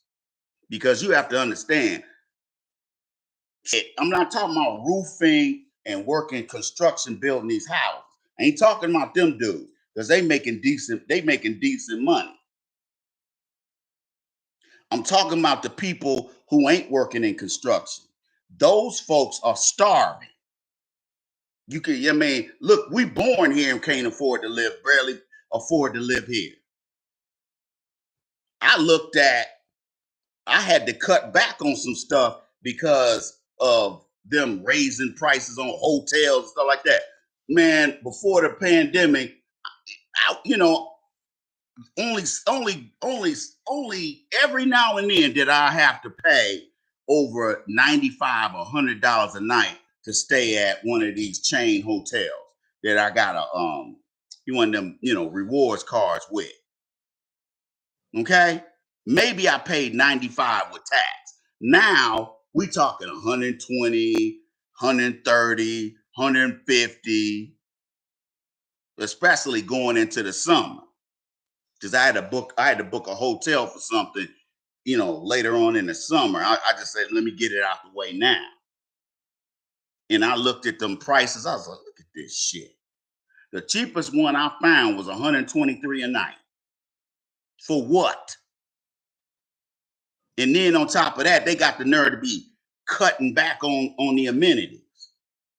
Like I stayed in a hotel, Hampton Inn, when I went out to the West Coast in January, and the same hotel I done stayed at that hotel at least 4 times before the last 2 or 3 years. Okay, and the reason why I keep coming back over there is because that's a brand new location. Okay, I keep going over there. The last time I went over there, the bed was hard as a rock. The towels looked like they were towels at your house, not them fluffy, soft towels that you get at a decent hotel. No, it wasn't popping off like that. The towels were hard and rough. But you gonna charge me $135 a night. I told him, you know what I told him? Because they were trying to, the manager tried to be low key slick. Exactly. Nappy ass carpet. Okay. So I go over there this time, and the assistant manager tried to get Buck a little bit, talking about, well, we got the same amenities that was there the last time you were here. I said, let me tell you something. If those towels felt the way they felt, and if that bed felt the way it felt the last time I was here, you would have heard from me. So apparently that was not the case. So what they're doing is cutting back.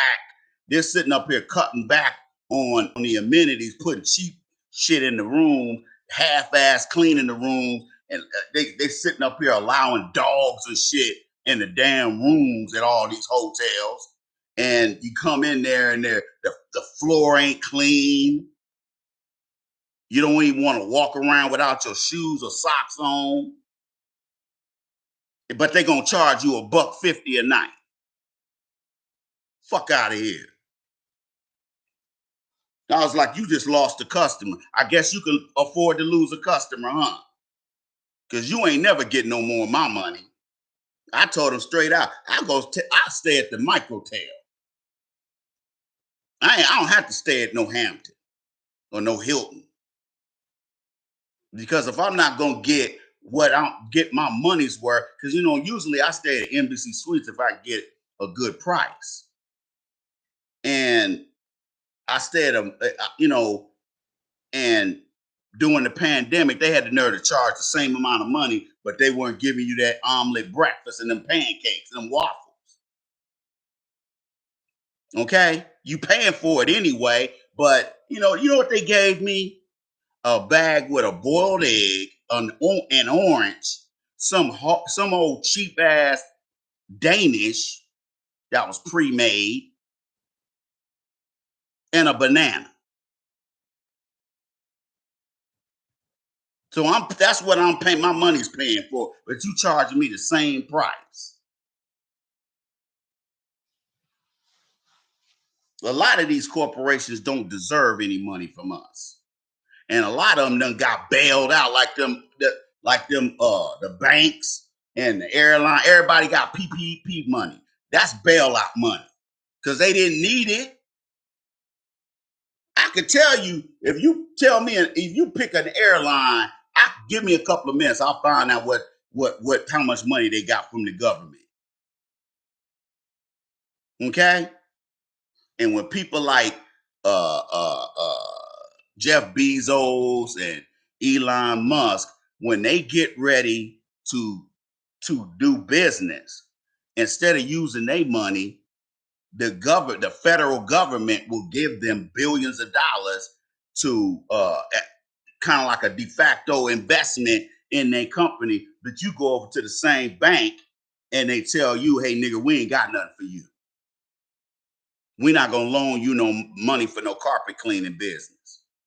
But if Sancho come in there they giving it to them. If an African come in there, they giving them a FHA loan. Did y'all know that they got federal programs where they giving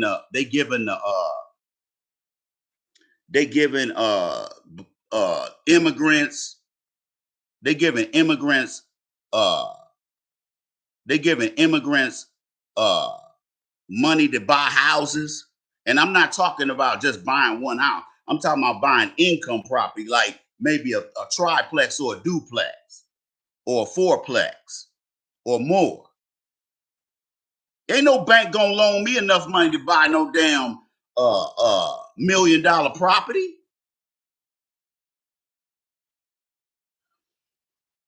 This is what happens when you vote for these Democrats, people, and you don't ask any questions. When you vote against your own economic interests, this is what happens. And you know what? The only reason why I found out about it is because somebody told me. Because I ain't got time to do research on everything. Yeah, exactly. They got a program for FHA program where they giving immigrants with a shitty credit or no credit, they giving them loans for houses. And then they'll turn around and say to you, how come you can't pull yourself up by your bootstraps? See, they get a battery in their back when the American government props their asses up financially. Meanwhile, me and you, we getting by because we got some intelligence and we understand white supremacy. So we know going in, we on our own. The reason why you can't get black women to acquiesce is because as long as they getting welfare from the state and the federal government and SNAP and all that stuff, and as long as they getting them corporate jobs over us, their loyalties lie over there. They don't have no camaraderie with the rest of us, especially black men. Okay? Because see, now, have you guys noticed that, and this is still economically related, economy related. Have you guys noticed how quiet black women are? How quiet they've been the last year or so, 2 years? Have you noticed that? I'm gonna tell you why they so quiet. They quiet because a lot of these black women are losing their jobs. I'm talking statistics. I ain't telling you my feelings. Yeah, exactly. Free community college for them damn illegal aliens in up there in Albany, up there in northern New York. Mayor Adams can pay for that for them, but they can't send them black men who are running up in them bodegas, robbing and shooting people. They can't make sure send them guys to plumbing school, electrician school, or carpentry schools. They ain't sending them to no damn vocational program, and that's why them brothers are out there knocking people in the head and shooting people because they trying to eat. I ain't saying it's right, it's wrong, but I understand where the mentality comes from. Remember, I ain't saying it's right, it's wrong, but I understand where the mentality comes from. Remember, these are guys who have lived a desperate life their whole life. They've probably been sexually molested or raped. They've been disrespected by every black woman in the family. They've been disrespected by every white and black teacher at school. By the time this guy gets 20, 30 years old, he's just a hateful, evil motherfucker. He don't care about nobody. He's a total narcissist. And guess what? Guess where Mr. I want to commit a crime ends up going? He ends up going to prison for the rest of his life. Did y'all know that South Carolina has a 2-strike law? Not a 3-strike. 2-strike. If you get caught if you commit a felony after you've already been charged with a felony, the second time around they can give you life without parole. You know who that's for? That's for us. You know who that's for? That's for us. Okay? Them white supremacists get off on that kind of stuff. And that comes from Jim Crow Joe in the 90s and Bill Clinton with his three strikes you're out ass. He signed that into law for the federal government. See how the Democrats do you? That's why I can't cry no tears for those of you who voted for Democrats, but you're gonna end up sleeping in your back seat later on this year or next year. I ain't crying no tears for you because you voted against your economic interests, and now we all gotta suffer. See, black women ain't as secure as they were before the pandemic, and they are they realize they done messed up with black men, and but they try not to double down, but they try not to double down and be too much of an asshole because they know. I mean, in the chat room, uh, post a hand emoji or a fist emoji if you know black women in your family or close to the family in the last year or 2 years that end up getting laid off, or maybe they didn't get laid off, but they lost their apartment or the house they were renting. Put a hand emoji in the chat room.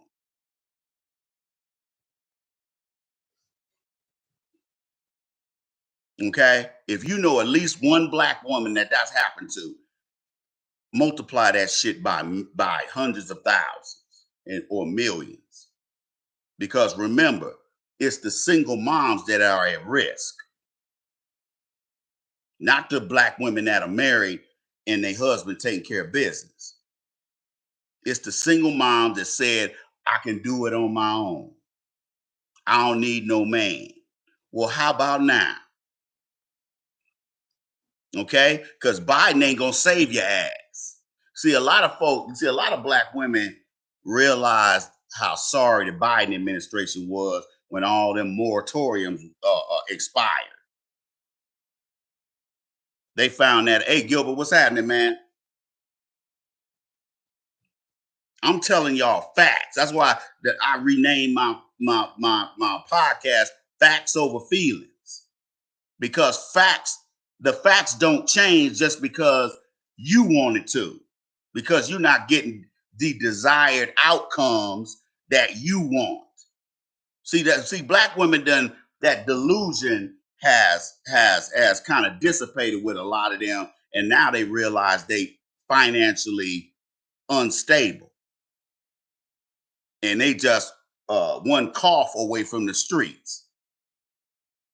Let that not be you. Because like I said, what do you hear on my podcast?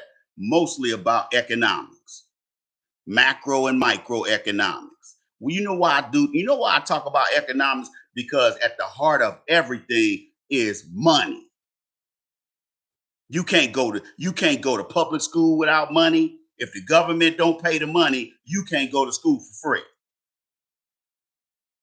Okay? If the government mismanages your property taxes, you can guarantee the streets and the public works are going to be in disrepair. This is why you have to have competent people in the government running your government, whether it's the city, county, state, or federal government. Look at how things are right now with Biden. Now, people are broke. He got more and more people doing drugs on the streets. And this fool is letting more and more people into the country because they got some secret agenda with these corporations, to supplant black employment in this country. And yet we take our black asses down to the polls every election and vote for these no good devils.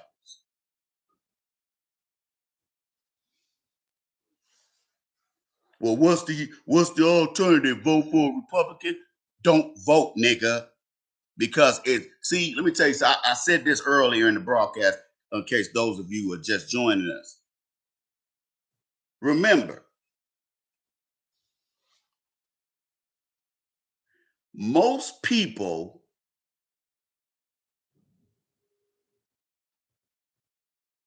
today,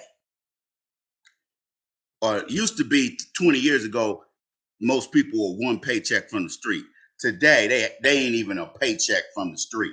They're already hovering over the streets because rent has gone sky high, especially here. You can't find no one bedroom apartment for no $800 a month, and if you do, it's in the heart of North Minneapolis, ghetto as hell, no air conditioning, hot as hell. You gonna have 100 fans in there, and they still gonna make you pay $900 to $1,000 a month for a hood apartment or an apartment that's just old and in disrepair. Because I rented a couple of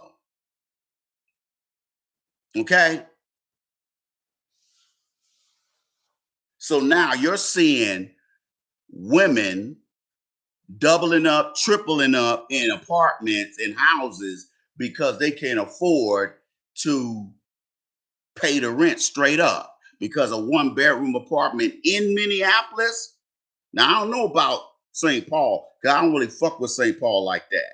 But I know for Minneapolis, you can't find an apartment with central air and heat for less than about $1,600. That's a lot of money, people. You can get a basic 2 bedroom for that. It's gonna have, the carpet's gonna stink. The apartment's probably gonna smell like, how you go when you go looking for an apartment and you go in these old ass apartments like 40, 50 years old, and all they doing is repainting. They ain't really doing, it's still the same old wood on the wall and all, drywall and all of that. Still old ass carpet. Carpet got air conditioning stains on it. Got an air conditioner on them. Window mounted air conditioners don't even work right. When it does work, it's loud and it stank. You think I'm gonna pay $1,500 for that? And here's what they doing to keep people out of here, especially black folk. You know what they do? The only apartments they're building is them expensive boutique apartments that are like $2,000 a month for a one bedroom.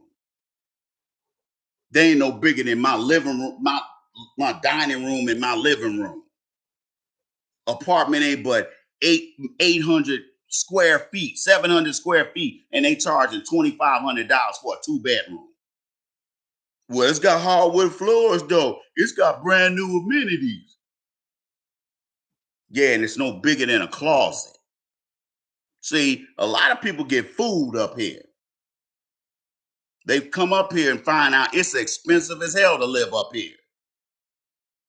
That's why I be wondering why women be acting a fool, because I'm like, if I was you and I met a dude that owned his own place, and I met a dude that owned his own place, owned his own house, and he got a nice house in an upper middle class neighborhood, I would try to see what he got cooking in the kitchen.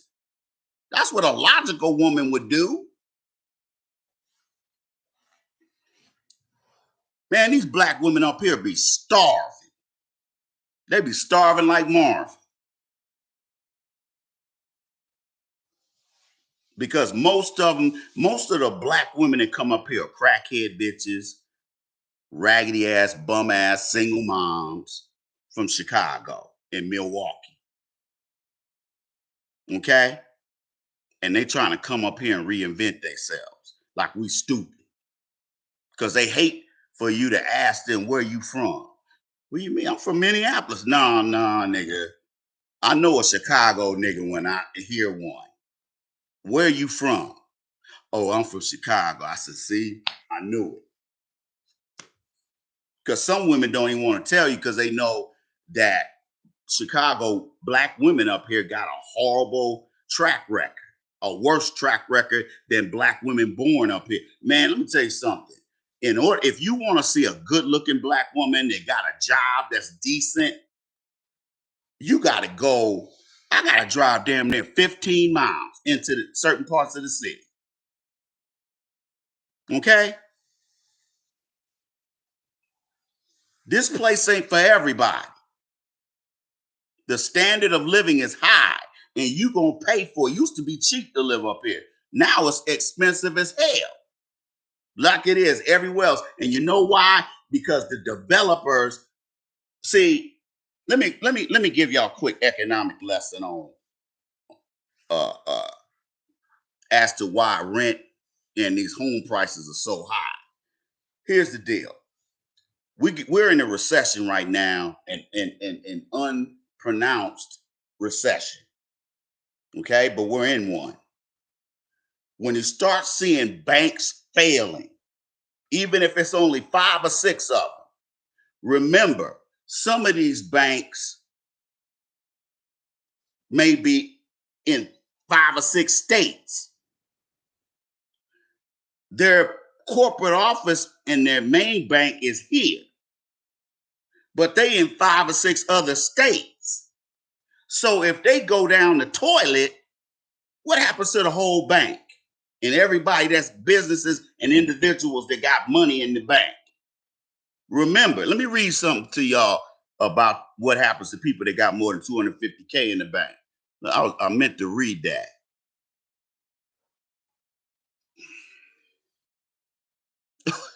Man, y'all gonna laugh when I read this shit because I laughed when I read it. Okay, it says the FDIC, which is the Federal Depositors Insurance Corporation, said that Silicon Valley Bank would Federal Depositors Insurance Corporation said that Silicon Valley Bank would reopen on Monday morning under the control of the newly created Deposit Insurance National Bank of Santa Clara. Okay, so now let me stop right there. What the feds did is they put the management of that Silicon Valley Bank under this other bank that is the FDIC's bank. Okay, insured depositors, those who have 250K and below, with up to 250K in their accounts, will be able to access their money. Okay, anyone who has over 250,000 in their accounts is required to call a toll-free number. Ain't that a bitch? You get a toll-free number. Okay, now let me read this part. However, a majority of deposits are not insured, but I'm talking about people that have more than 250K. But it is unlikely they will lose all their money. See, they trying not to scare people. FDIC will pay uninsured depositors an advanced dividend in a week. Let me give you an example. Okay, let me read the whole thing. They will also be given a receivership certificate, that's like an IOU, for the remaining amount of their uninsured funds. So basically what they trying to say and not say is that here's what they trying to say. If you got over 250K in the bank, I thought about Nashville. I just don't like all that country music shit. That's something I'm just not interested. I'm not interested in being around a bunch of motherfuckers like that. Where the main, because I mean, let's be honest. That main drag in Nashville, isn't that the only real like entertainment center in Nashville? I mean, where my Nashville Tennessee folks at? So basically what they saying, if you got $1 million in the bank, they're going to give you an IOU. And they're going to give you a certificate of a dividend certificate. Basically, that ain't nothing but a bunch of papers that they giving you. Because notice in that paragraph, it didn't say that you are guaranteed to get all your money back. Remember, those folks that got over $1 million in the bank or over 250K, they ain't getting that money back. They ain't getting all that money back. If they got $1 million in that bank, they probably only gonna get 75 to 80 cents on the dollar. Okay, remember, the government ain't gonna never make you whole. They'll give you something to shut you up, but they ain't gonna never make you whole. So that person that got $1 million in that particular bank that fails, that gets put in receivership under the FDIC, the feds, they only gonna get maybe 700,000 to 800,000 of their money back. Do you think people can afford to lose money like that? That kind of stuff. See, it's that kind of stuff that puts people on the street. Remember, I told you about all the, that about this white woman that was in $1 million house down there in Austin, Texas, and she was just blubbering.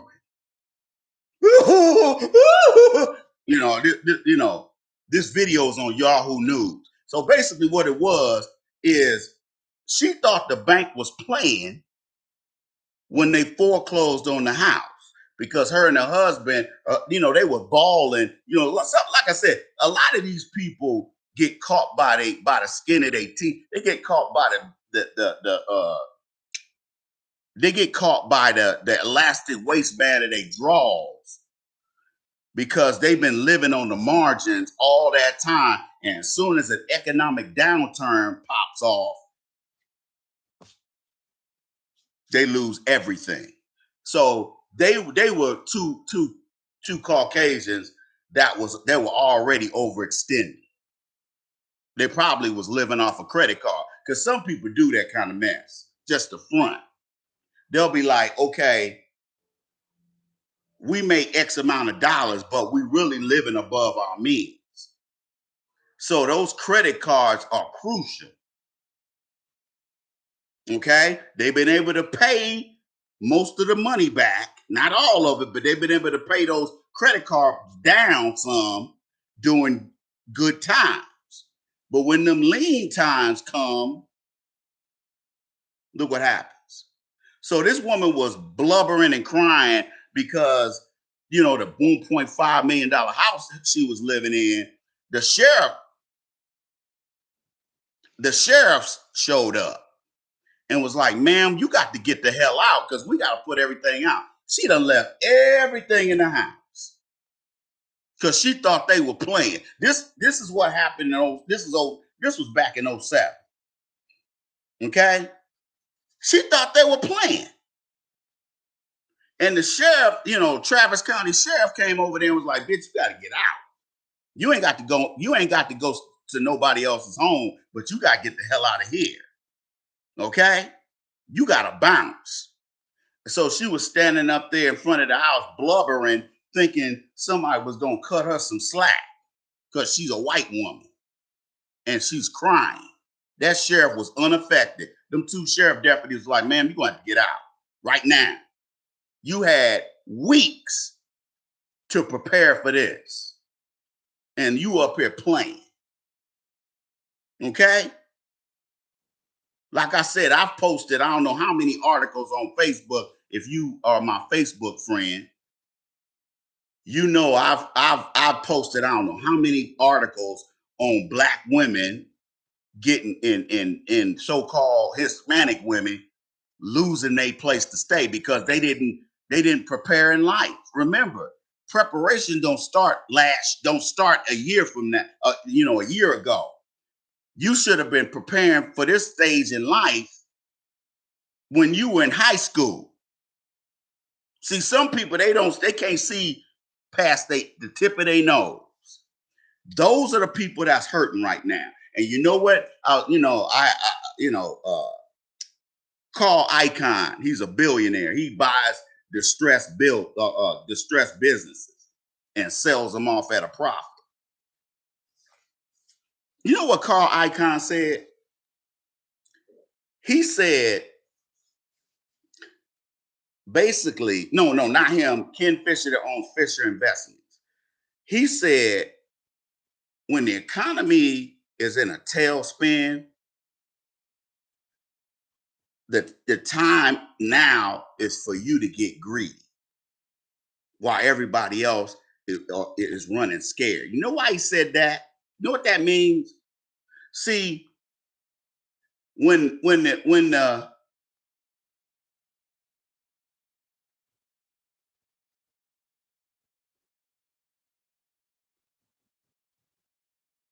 the economy has a downturn, remember Ford stock in Ford Motor Company. Remember during the 07 fallout. Remember Ford stock went from 50 something, 60 something dollars a share down to $8 a share. You know what people like Carl Icahn does? He'll go buy up $1 billion worth of stock. He'll go buy up maybe $10 million, $20 million of that stock. Now you'll see. Well, man, why would he go and why would you go and buy Ford's shitty ass low value stock? Let me tell you why. You get greedy because that $20 million investment in those 50,000 shares, when the economy appreciates, what's going to happen to that stock? That stock's going to triple, quadruple. I don't know what Ford stock is right now, but it's usually about $50, $60 at its lowest. Think about that. You made a $20 million investment. Now how much is your investment? Well over $100 million. See, this is how real businessmen and women get down. While we sitting around here bullshitting about one punk ass $13, $15, $14, $16 an hour job. We thinking we balling. They out here playing with house money. Ain't even their own money. They'll take a loan out and go take that 20 million and buy up those distressed stocks. And when the economy goes back up again, they look like a genius. Here's another thing they do. When individuals like families, they look like a genius. Here's another thing they do. When individuals like families or businesses, maybe they own 100 acres of land. And even though they don't have the money to develop the land, they're going to lease it to developers to build on top of that land. That's what the Mormons do with Las Vegas Boulevard. Don't none of them hotels own the land they sit on top of. Hey, what up? Keep moving. Jeremy Binion, what's up, man? Where you been, brother? It's all good. Hope all is well with you, man. Is David Fernandez? Fernandez, you in here, man? Look at this nigga. Old ass nigga up here shining shoes. See, they show stuff like that up here. They show black folks getting shot. They show black folks getting hemmed up by the popo. They show black folks shooting up shit. They show black folks starving. They show black folks getting hemmed up by the popo. They show black folks shooting up shit. They show black folks starving. They love to put them ghetto niggas on TV with their hair sticking all up on their head, looking all ghetto. They love niggas like that up here. We didn't, man, let me tell you something. There's always been hood rats up here. But the level of hood, look, man, it's hard to find a black man or black woman to hang around up here that's decent. Because the decent black men and women, they don't go out. They don't go out unless maybe, you know, Kim, somebody like Kim come to town, Drake come here, do a concert, then they'll come out. Otherwise, them niggas don't come out until, you know, spring and summer, and they going somewhere else. Because I've met some of these Negroes when I worked downtown. I used to manage a restaurant downtown. So I would get those people from Pillsbury that worked at Pillsbury and some, you know, maybe the, you know, in other offices, county and state and, you know, federal, they would come down there. I'm like, where you from? I'm from Pittsburgh. I'm from Philly. I hate this place. Well, why you here? Oh man, I got transferred here. Especially black women really hate it here. Because if you don't date white men, you gotta understand, the only way you gonna meet decent people here, you ain't gonna meet them out here in the burbs. You ain't gonna meet no decent people out here. All I see out here is ugly ass African women, ugly ass mammy black American women, and then unattractive married black women. That's all that's out here. Very seldom do I see a black woman that I want to holler at out here. The only do I see a black woman that I want to holler at out here. The only time I see decent black women or decent women, period, is when I go down to the city. Okay? That's the only thing I hate about living here, living out here. See, the house I got right here, if I went in the city and bought that, this house would be $1 million. Easy. Same house. Same broken shit up in here. I had to change the outlet down here because the light that's attached, that's hooked up, wired to this outlet down here. The outlet was going out, so the current stopped going up to the light. So when you come in the foyer, it's, you know, black is all outside. Okay, so you know that's not safe, especially during this time of the year.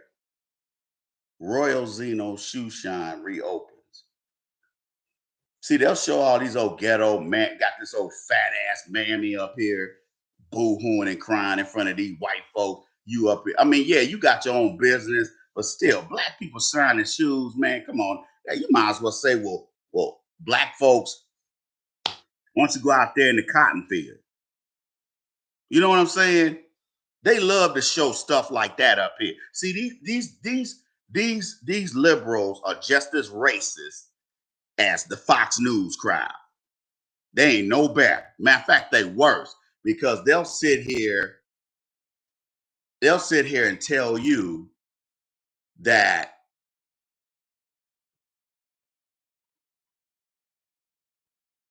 they'll sit up and tell you that black folks are doing good, and then you drive around here or look at TV and see that they ain't. Okay, you only gonna fool dumb niggas. You ain't gonna fool smart black folks like us that know how to look beyond the fine print or look beyond the grinning and smiling to really see the true nature of these people up here. They just passive aggressive white supremacists. They just a little less aggressive, but they still just as hateful. I keep reminding folks, uh, uh, uh, George Floyd was murdered up here, not in Mississippi. That ought to tell you something. Okay? These banks failing, even though 4 of them recovered and 2 of them didn't, the government talking about they ain't bailing them out, but yet they took over. What you think that is? Just because they didn't, like they did when all them businesses failed back in 07, they didn't sit up there and the Treasury just didn't sit up here and write a check like they did to Chrysler, Ford, and GM. Now, getting back to that land example, say a family owns 100 acres of undeveloped land. Something happens due to mismanagement and the land goes into foreclosure. The Carl Icahns and the Warren Buffetts, here's what they do. They come in and buy that shit, they buy that land, pennies on the dollar. And then they'll go in there, take out a multi-billion-dollar loan and develop that whole 100 acres. It happens all the time, people. You got black folks down south, especially down south. Their own. I saw it was a brother and his dad. Because they stupid asses wasn't trying to do anything with the land. They had 120 acres in Louisiana. Now, some of this land was swamp, so it wasn't worth a shit. But not all of it was swamp land. 120 acres. Do you know this white supremacist son of a bitch went to the auction and bought their land? This land had been in their family since before slavery. And they were interviewing these 2 dummies, but yet if me and you would have went and tried to do the same thing, them niggas would have shot us in the parking lot. This is why black folks are losing. Not all of us. A good number of us, 2/3 of us are broke or poor. Okay? Which is 2 different things. Most black folks are that close to being on the streets. And they know it. Okay? This is why I don't loan people money. I don't give money and I don't loan money. $1,000, nigga, are you out of your mind? I ain't gonna. Nigga, you can kiss my rusty black old ass. I don't give a shit. I can do without a nigga that got his hand open like cups, always needing something. I ain't got no use for niggas like that. I done cut all them type of niggas. I done cut them niggas off. I'm like, man, I don't even deal with them niggas. Like my cousin that live over here, I don't deal with him. I don't give a damn if he listening. I don't deal with him. Yeah, let me hold some. Always, to them, you just a nigga to ask for, you just a nigga to use. Okay, I don't appreciate that at all. I don't care if you think I owe you something. If you a man about yours, you ain't trying to sit up here and pat no other nigga's pockets. That shows that you ain't got no damn sense and you ain't a man.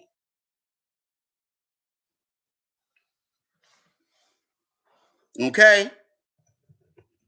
I got friends up here. I talk to people every week. I just don't necessarily go hang out with them. Like I told you, like when people say, how come you don't do your videos like you did 10 years ago? Dude, that was 10 years ago. I'm not the same person I was 10 years ago. If you're still the same person that you were 10 years ago, I can guarantee you're a bum. I guarantee you ain't got too much going on other than, playing video games and going to your little warehouse, $15 an hour warehouse job. Because remember, they've shut black men out of the workplace. So most of us ain't getting no good jobs. I know because I've been there, walk around here with an MBA and can't find a damn job. And yet I got all this job experience and I served in the military. But they ain't hiring niggas. Now, if you ain't moist or homosexual black male, you ain't getting nothing out here in these big companies making no money. That's why I keep telling black men, start your own shit. And a lot of cats be emailing me talking about, Ice, I don't want to start my own business. Well, starve then, nigga. See, that's the difference between a worker and a producer. A producer can make money anywhere. This is the guy that has a 40-hour week job, and he got a side hustle, cleaning carpets on the weekend. That's the dude that got a pocket full of money all the time. That's the dude that's getting hit up all the whole summer. The reason why people hit me up is because I'm competent and they know I don't blow. I'm frugal with my money, not cheap. I'm frugal. Okay? But that don't mean just because I can afford to pay $150 a night at a hotel don't mean I'm going to pay.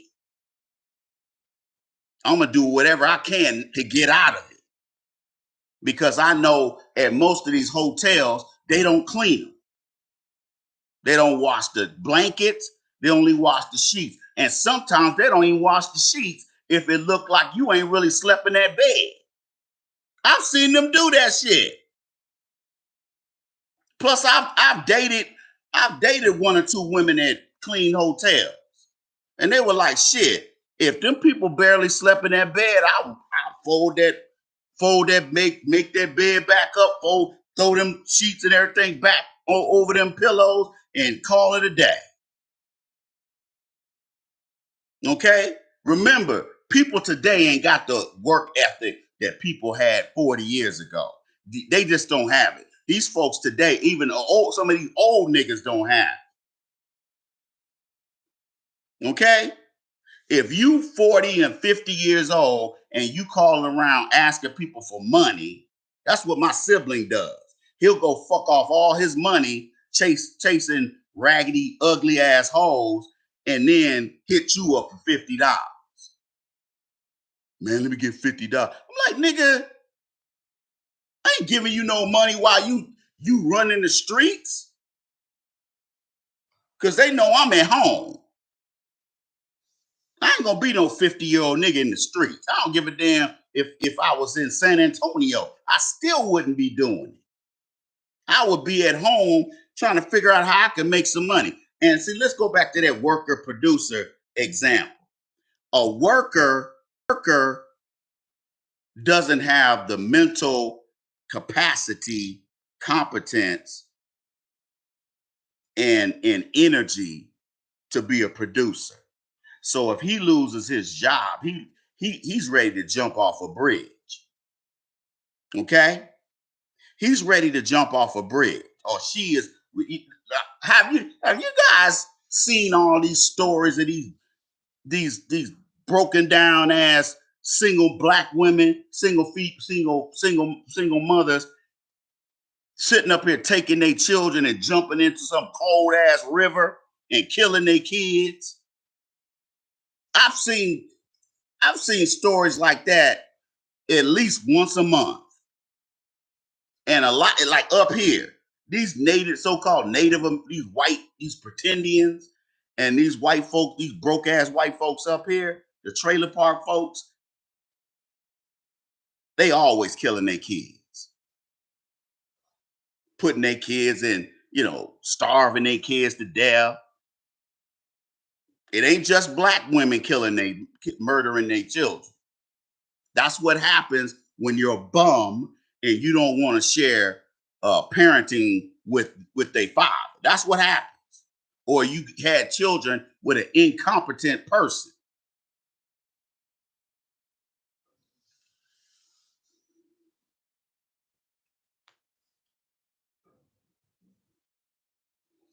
The economy is already weak.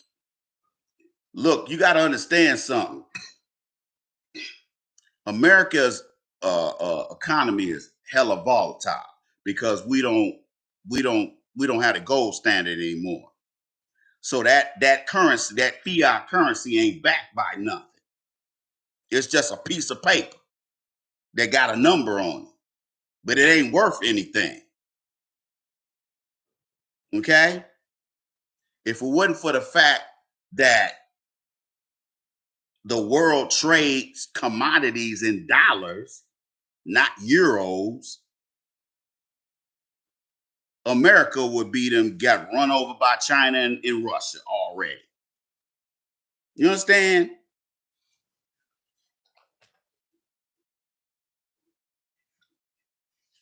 See, I'm giving you guys these receipts because I want you to take this information and run with it. See, the smart brothers are going and sisters gonna take this information and go, wait a minute, man, this nigga done put me up on game. Now I'm starting to figure out what's gonna happen around the corner 6 months to a year from now. Remember, when you mainly hear me talking to you, you mainly hear me talking about something happening, what's gonna possibly happen 6 months, a year, 2 years, 5 years, 10 years, 20 years. Because if you only are concerned about what's going to happen today, how do you plan and strategize for tomorrow? So when you look at people, black folks will sit here and look at somebody like my sibling or some of these other stupid ass niggas in my family who've been working their whole lives, ain't got no pension. Okay? Because they done work jobs that didn't offer pension, and they were too dumb and stupid not to invest the money they were making at the time while they were healthy and young, putting it in an IRA, a Roth IRA account. Okay, this job don't have no retirement, so I got to make my own retirement. Smart, that's what smart people do. They don't sit up there and count on some damn punk ass pension. Because like what happened in 07, if your pension plan, let's say your pension plan invested all its pension plan assets in Silicon Valley Bank. You know what's going to happen now that bank has failed and it's in the red? You know what's going to happen to that pension plan? That pension plan gone, dog. And you can look, man, you can sue all you want to. The government, the federal government, state government, they have no jurisdiction. And that's on purpose.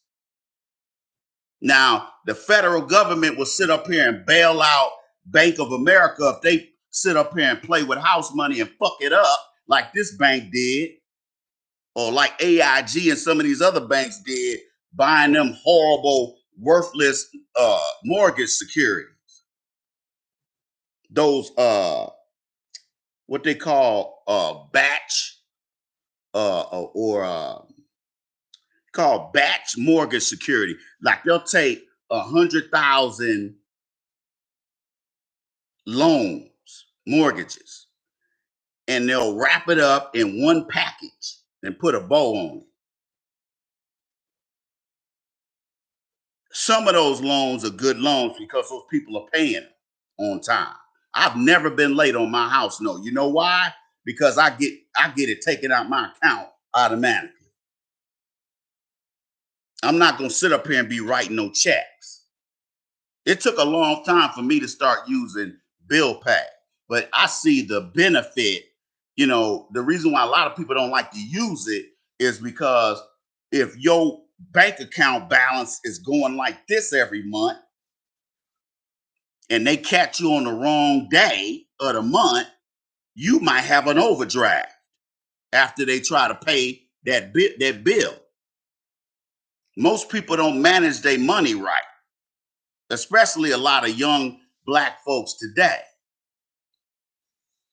They don't know how to, they don't manage their money. They just, you know, if money comes in, it goes right out the door. Okay? Money goes in, more money gets spent going out because now they got to pay the credit cards. They got to pay them credit cards. Okay? Remember I said what I say earlier in the broadcast. When these stupid single moms sit up here and talk all this, I don't need a man shit. I make my own money. I go to credit union, ain't nothing but my money over there, and these niggas ain't shit. You don't hear that now, do you? You don't hear that now, do you? In 2023, do you hear that? Yes or no? I guarantee you don't. Because quiet as it's kept, most women have nothing in the bank. Remember I did that broadcast when I saw that thing on that art. I was looking at a cable show. Damn, boy, Italian women be fine. God damn. I ain't had an Italian chick in a minute. So what they do, so when you look at these females, a lot of you do spend your money the same way these women do. You're an impulse consumer. See, it's in the government. This ain't got nothing to do with Democrats and Republicans because they're all in on it. Nobody has clean hands. Not the Democrats and not the Republicans. They all are part of the problem. They can sit up here and blame Biden for that border being wide open on purpose. But the Republicans are just as guilty. Because it's a lot of their donors that own some of these companies that deal with them, that be on Fox News, who are hiring these people. Now, there's been some Republicans who have tried to pass legislation that these illegal aliens can't get state services like welfare and SNAP and stuff like that if they're not a citizen. But see, it never gets out of committee because the Democrats voted down. And some Republicans voted down. Y'all see where I'm going with this?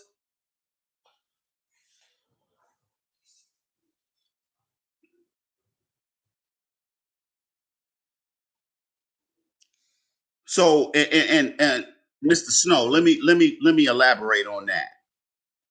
When you have these bundles, it's not, I said batch, it's bundles. If you got 50,000 mortgages, which once you put that bow on them and put them all together like this, it's called a security. So you're taking money from all these investors to cover the value of that stock. Okay? So if you got 50,000 loans, mortgages that have been bundled, how many of those loans are bad loans? You don't know until the bottom drops out of the economy. Because what happens, it's like a domino effect. Once one bank fails, another one fails that's connected to it. And remember I said, I thought this bank only had one location. That bank's got banks in other states. So see how that domino effect, if those executives make bad investments like they did, with Silicon Valley Bank sitting up there investing in mortgage securities and municipal and treasury bonds. Like when you if a school district wants to build a new school, they'll issue a bond. Okay, they'll issue what, I don't know if it's called a municipal bond for that. Cities and county governments issue municipal bonds. Okay, different type of bond, but it's a bond nevertheless. So what happens is when they say we gonna build another elementary school, instead of taking out a loan from the bank, because school districts don't have that kind of money to play with anyway, because that's not their business model. They're not in the profit loss business. Okay, so when they take that, when they want to build, because see, to build a school is $2 or $3, $4, $5 million, maybe more than that, depending on how big it is. That school might cost $10 million to build, and countless hundreds of thousands a year to maintain. So if they need to raise $10 million, they issue a bond for it. And investors all around the country, possibly even the world, buys either a piece of those bonds or they buy a whole bunch of them. Okay? So when the value of those bonds fall off, like it did with Silicon Valley Bank and Signature Bank and 4 other banks that fortunately recovered, guess what happens? What just happened with them 2 banks? They go under. And when I mean go under, I mean they technically are out of business until the federal government says otherwise. Because once it takes months to do these investigations. You need an army of lawyers, you need an army of CPAs and accountants to go through thousands and thousands of documents. Remember, the devil's in the details, and that's what they're looking for. They're looking for the smoking gun. When did they do it? How did they do it? What did they do? And why did they do it? They got to answer all 4 of them questions. And once they get all 4 of them questions answered, they claim somebody's going to go to jail. Did anybody at Ford go to jail? Anybody at Chrysler go to jail in 07? Anybody at AIG go to jail? Anybody from Lehman Brothers go to jail? No. None of them people went to jail. And they gambled with house money that wasn't their money and lost. And they still end up getting their gold parachutes. Did y'all know that? Your business is going down the toilet and getting ready to go out of business, and you still paying executives bonuses and shit. Black folks, we tolerate this shit as Americans. This ain't just us. It's all of us. We tolerate this shit. We ain't got to let these people do this shit. See, the reason why they hate January, what happened on January 6th last year or 2 years ago, you know why they hate that? Let me tell you why they really did that. They did that because what they were trying to symbolize is that, okay, if you ain't gonna acknowledge us, like, you know, Democratic Party doesn't, they don't deal with blue collar white folks. Remember, the reason why Trump got elected was because of Obama lying to white folks on the campaign trail the first time. What did he do? He went all around the country talking about that Joe the plumber shit, a dude that was a Democratic shield. He wasn't even a plumber. Come to find out, he's a Democratic shield. Because remember, when they do these town halls, Republicans and mainly Democrats, but both of them do this shit. When they have those phony ass town halls where they asking questions, then them people already been vetted. Most of them are the part of the press corps. And they try to act like them some random people. Them ain't no random people. You know why they don't put random people up there? Because somebody gonna get in front of that microphone and say, wait a minute, hold up, player. Hey, man, you know, I don't like the way you govern. And I don't have confidence that you gonna put my folks first. I don't see you putting blue collar folks first. That's why Trump got in there. Because white folks, unlike us, they don't allow people to lie to them and they get away with it. If they do get away with it, you can best believe there's going to be some get back. There's going to be some retribution. White folks don't play that shit like we do. We just take it on the chin and just go on about our business and lick our wounds like a coward does. White folks will be like, okay, I'm going to get you, motherfucker. Watch this. They either going to do something to you or they're going to do something to your wallet or your freedom or your career. But you ain't going to walk out of this situation unscathed. Okay? Look what happened to that DA down there in Raleigh, North Carolina, that remember them Duke lacrosse team and that old retarded black stripper said they raped them. Remember that prosecutor that tried to prosecute all them dudes, that weak ass evidence. What happened to him? They got him disbarred and they got him convicted, and he's probably out of prison by now. That's how white folks get down. They ruined his life. While you sitting up here taking it on the chin because you think you have to, because Big Mama and Big Daddy let white folks push them around. So you think that's normal behavior for you to walk around here scared of white folks.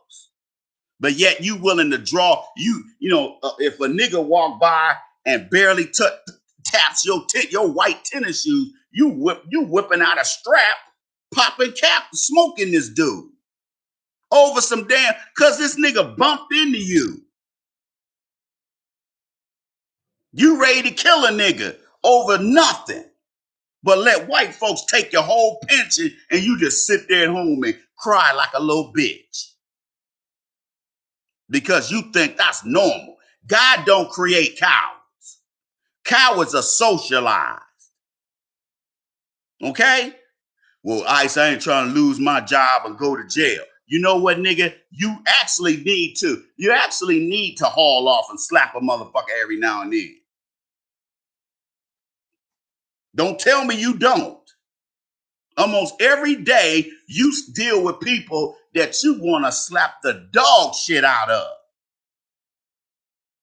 But an impulsive person will do it and be sitting in jail tonight wishing they had. Because you know what they say, once you get in the throes of the criminal justice system, it's almost impossible to get out. I know, because I've been in the criminal justice system. And once I cleaned all that nastiness up, I ain't been in there since. You understand me? And you need to have the same mentality. We ain't got no friends out here. Not even in our families. I'm not telling you this just so you can be an asshole. I'm telling you this. So, look, black folks, you can do better than exist and survive. That's all we've been doing for 400 and some years. Ain't you tired of getting by? You ought to be living better than these Caucasians. Based on the fact that it was our ancestors' intelligence and ingenuity that built this country, not just the labor. They designed the roads, They built bridges. They brought engineering over here. Those you see what see this is why Europeans all this is why white folks are always coming up with fantasy shit like Game of Thrones whenever they talk about medieval times. They always they always come up with some fantastical shit. Flying dragons and all this stupid ass shit. When they didn't have any of that in Europe for real. All they did was practice sexual degeneracy and deviancy, have farm animals in the damn house. The Europeans were peeing and shitting in the house until the Moors went up there and said, you can't pee and shit in the house like this. They were living like animals. That's why to them, killing you ain't no big deal because it's in their nature to be murderous.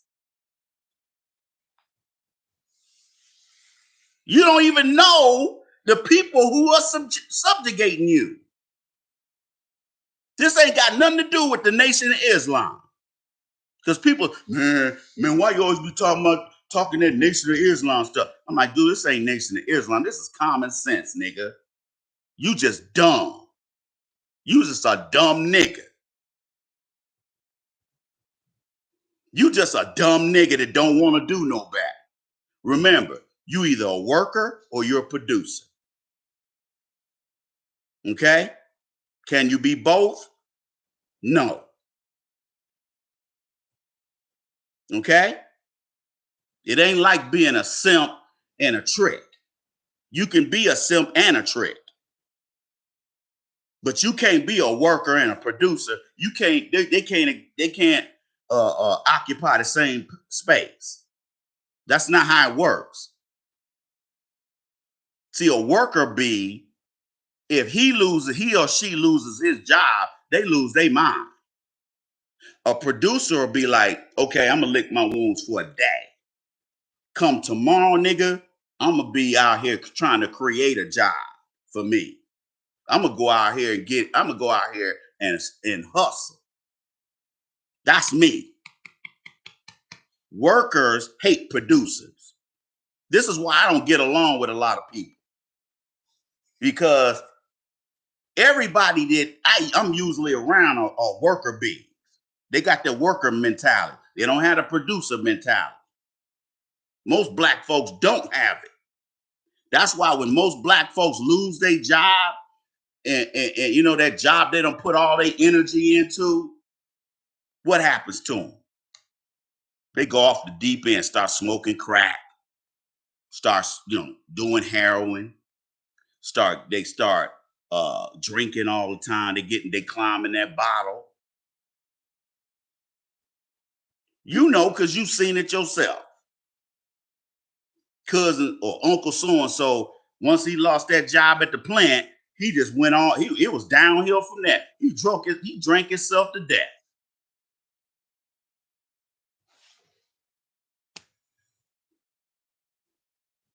That's when you lost hope in life. Because you gotta be understand, a lot of people's identities are tied to their jobs. So if you take away their job, they don't have anything. They don't have anything to prop themselves up. They have nothing. And it's just like the history of Caucasians. They don't come from a rich history of building things. They come from a history of killing each other, creating diseases because they having sex with animals and having animals in their living space. Do you know measles and mumps and all these different viruses? That shit come from Europe. It don't come from Africa.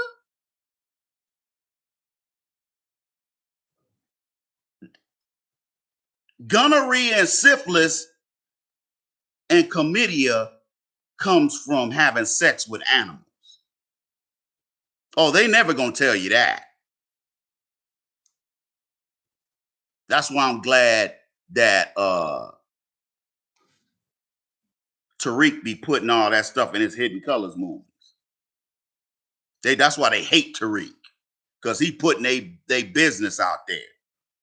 See, white America has been so used to putting black folks' dirty laundry out there for everybody to see that when you put theirs out there, they can't take it. They don't want a whole bunch of niggas running around here telling the truth about their ass, because that's gonna demystify this fear of white folks, and you're gonna see them as less than, and you ain't gonna be scared of them. Most black folks are scared of white folks. Even the cross-eyed, one leg in a kickstand, broke ass trailer park Caucasian person, you scared of them. Oh, you'll say you ain't, but you are. Because every time a white person comes around, you start buck dancing. You start bojangling like Mr. Bojangles on cue. Okay?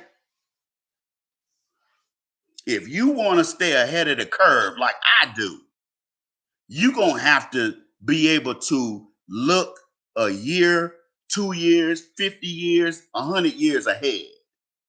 Because that's how you keep ahead of the curve. That's how you keep relevant. That's how you keep up with the Joneses. The right Joneses, not the Joneses that's living off credit cards. And then as soon as the economy tanks, they lose their house. Their credit has been ruined. Now they got a repossession, a house repossession on their credit. It takes a minimum of 10 years for a home repossession to come off your credit. I don't know about a car, but I do know a property or land, real estate or land. It takes a minimum. Listen to me. Keyword: minimum of 10 years. Oh yeah, you can still get a cell phone. The threshold is very low to get a cell phone. I tell people, go get you a burner. Fuck all that Verizon and all that old shit, T-Mobile. Go get you a burner. That's what I did. I got a flip phone. Okay? So when I call broads, I don't want knowing where I live at and all that kind of stuff, I use that phone. I don't use my other two phones. Because I've seen it where my real name has popped up on these women's phones. And I'm like, the fuck? How you get my name on your phone?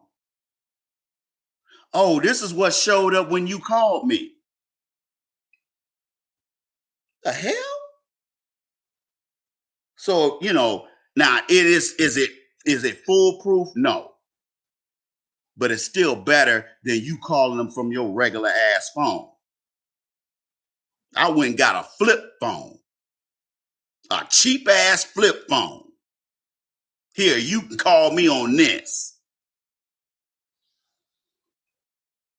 He said full name and he said a picture from Facebook. You crazy, man. Black folks, let me say this. See, black folks don't like to plan ahead. We like to live our lives by the seat of our pants. So when stuff like what happened in 07 happens, or what's getting ready to happen now that we see banks failing, which is a sign that a major, let me tell you something. When banks start failing, I don't give a damn if it's only 5 of them.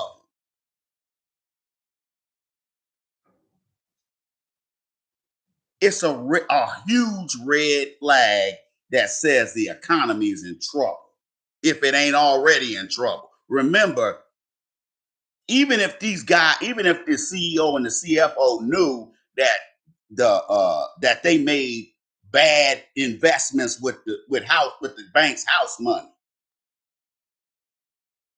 they knew ahead of time that this was going to happen.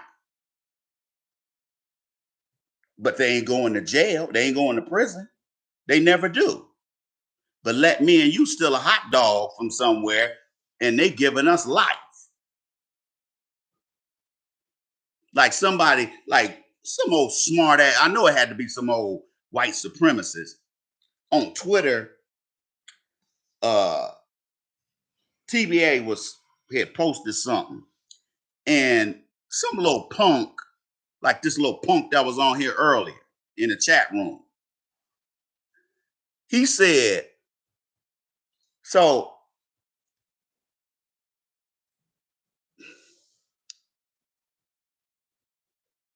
TBA was stating that these executives at that Silicon Valley bank are never going to they never going to get prosecuted. But yet, if a black man robbed somebody and nobody got hurt, guess what? It's still a crime. Okay?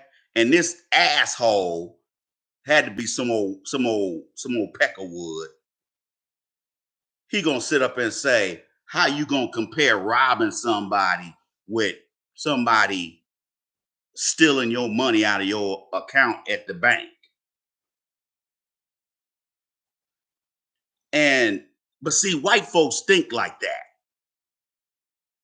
They make false equivalencies like that. They'll say, well, me stealing your pension ain't the same as you stealing a baby Ruth out my store.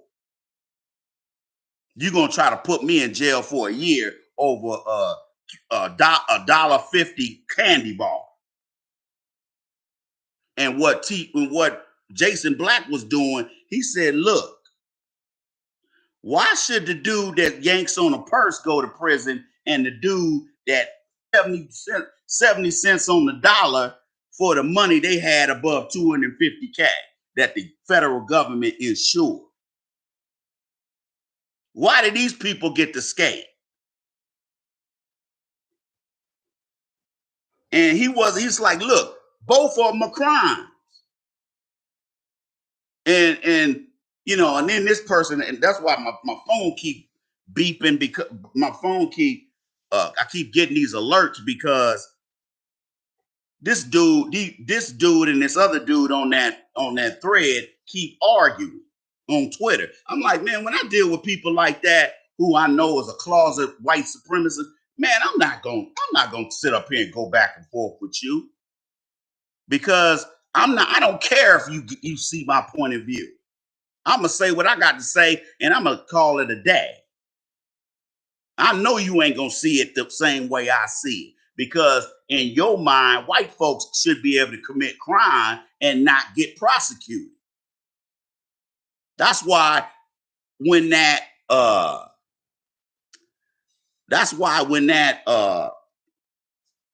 that dude that killed that white dude, 38-year-old white dude that shot this 15-year-old black dude because he bumped into him on the street. He actually thought he wasn't going to prison. Or if he did, he was only going to go to prison for 5 or 6 years. And that judge threw the book at his ass. He gave that fool 33 years. He got to do 80% of that sentence, which means he's going to have to do either like at least 17, 18 years, or he's going to have to do a little over 20 something years. That's a long time. And you still might not get parole. Because remember, if that family comes around to that parole hearing, oh, you ain't going to get parole. That's why I tell people, if you have one of these folks somebody that's done your family wrong or something like that, and they went to prison, you better remember when they parole come up. Because I would make sure they never got out. I don't give a damn if they was in there shining shoes every day and kissing ass. I don't give a shit. I want so-and-so to stay in prison and do their whole sentence, because I want the rest of their life to be miserable, because we miserable. We lost, and this young brother was an ace. He was a 4.0 student, and he was a starting quarterback for that team. Gonna kill that dude because he bumped into. The only reason why he killed him is because he was black. Okay, so black folks, let me say this to you. If you haven't contributed already, go up to the top of the chat room and pick one of those Cash App IDs, or you can go to asktheiceman.com and click on the PayPal links, and you can donate that way or contribute that way. All right. I'm gonna take a quick break, and then I'm gonna come back and we're gonna finish up. All right. I'll be back in a couple seconds.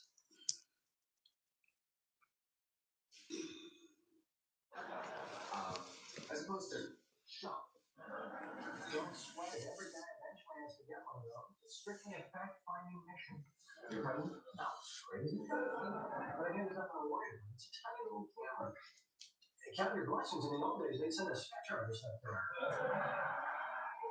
Besides, you're unconscious the whole time. That's what I'm worried about. I'll be in a very vulnerable position. They could do anything. Alan, it's not a pirate ship. Just relax. It'll be over before you know it. Yeah. I bet that's what they say on pirate ships.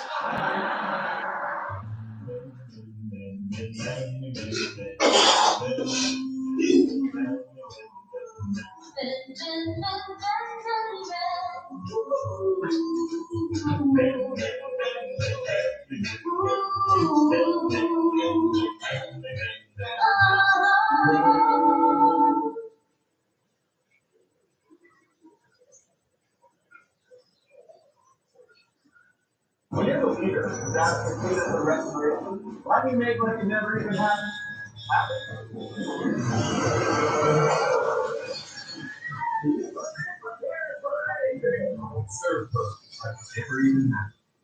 In your past relationships, you felt controlled. But it's over. I'm never going back. Now that I slang. Do you and slang share a love language? Live sports and music a love language? Yes! 1,000 times! Yes! If you're thinking about going back to school, this is for you. I ended up spending less money my entire time at SNHU than I did in just 1 year at my other university. My time at SNHU has given me more confidence. Now I can go for that promotion. If you're ready to go back to school, you can do it. Southern New Hampshire University has changed my life, and it can change yours too. Visit snhu.edu.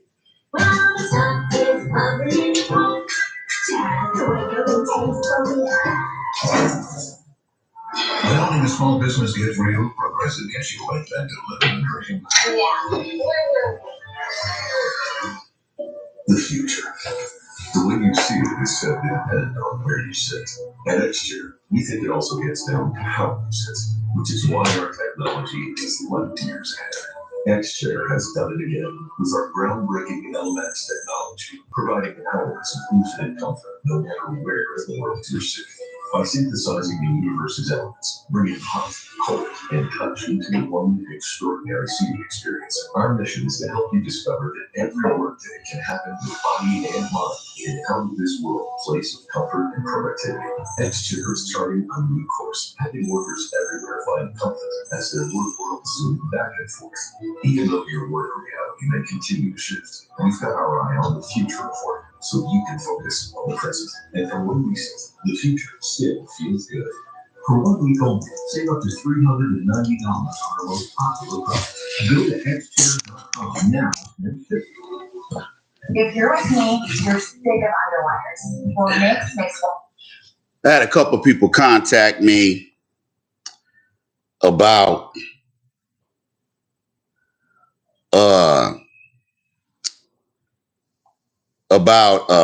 getting links to these videos, because I locked down all my videos, because I don't think somebody who doesn't contribute, you shouldn't be able to go back and look at these videos from the start.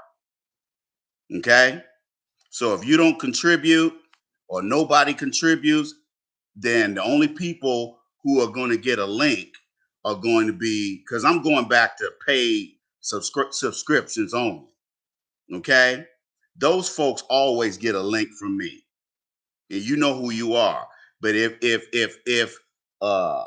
see, you want to nickel and dime black people, but when you go to Hunky McGee, you let him treat you let him take all your money. Okay, but then you come around black folks being cheap and stingy and expecting something for nothing. Okay, so from this day forward, we're going to be paid subscribers only. Okay, those people always get a link from me if I don't see them in the chat room. The rest of y'all can kiss my ass. All right, we're done.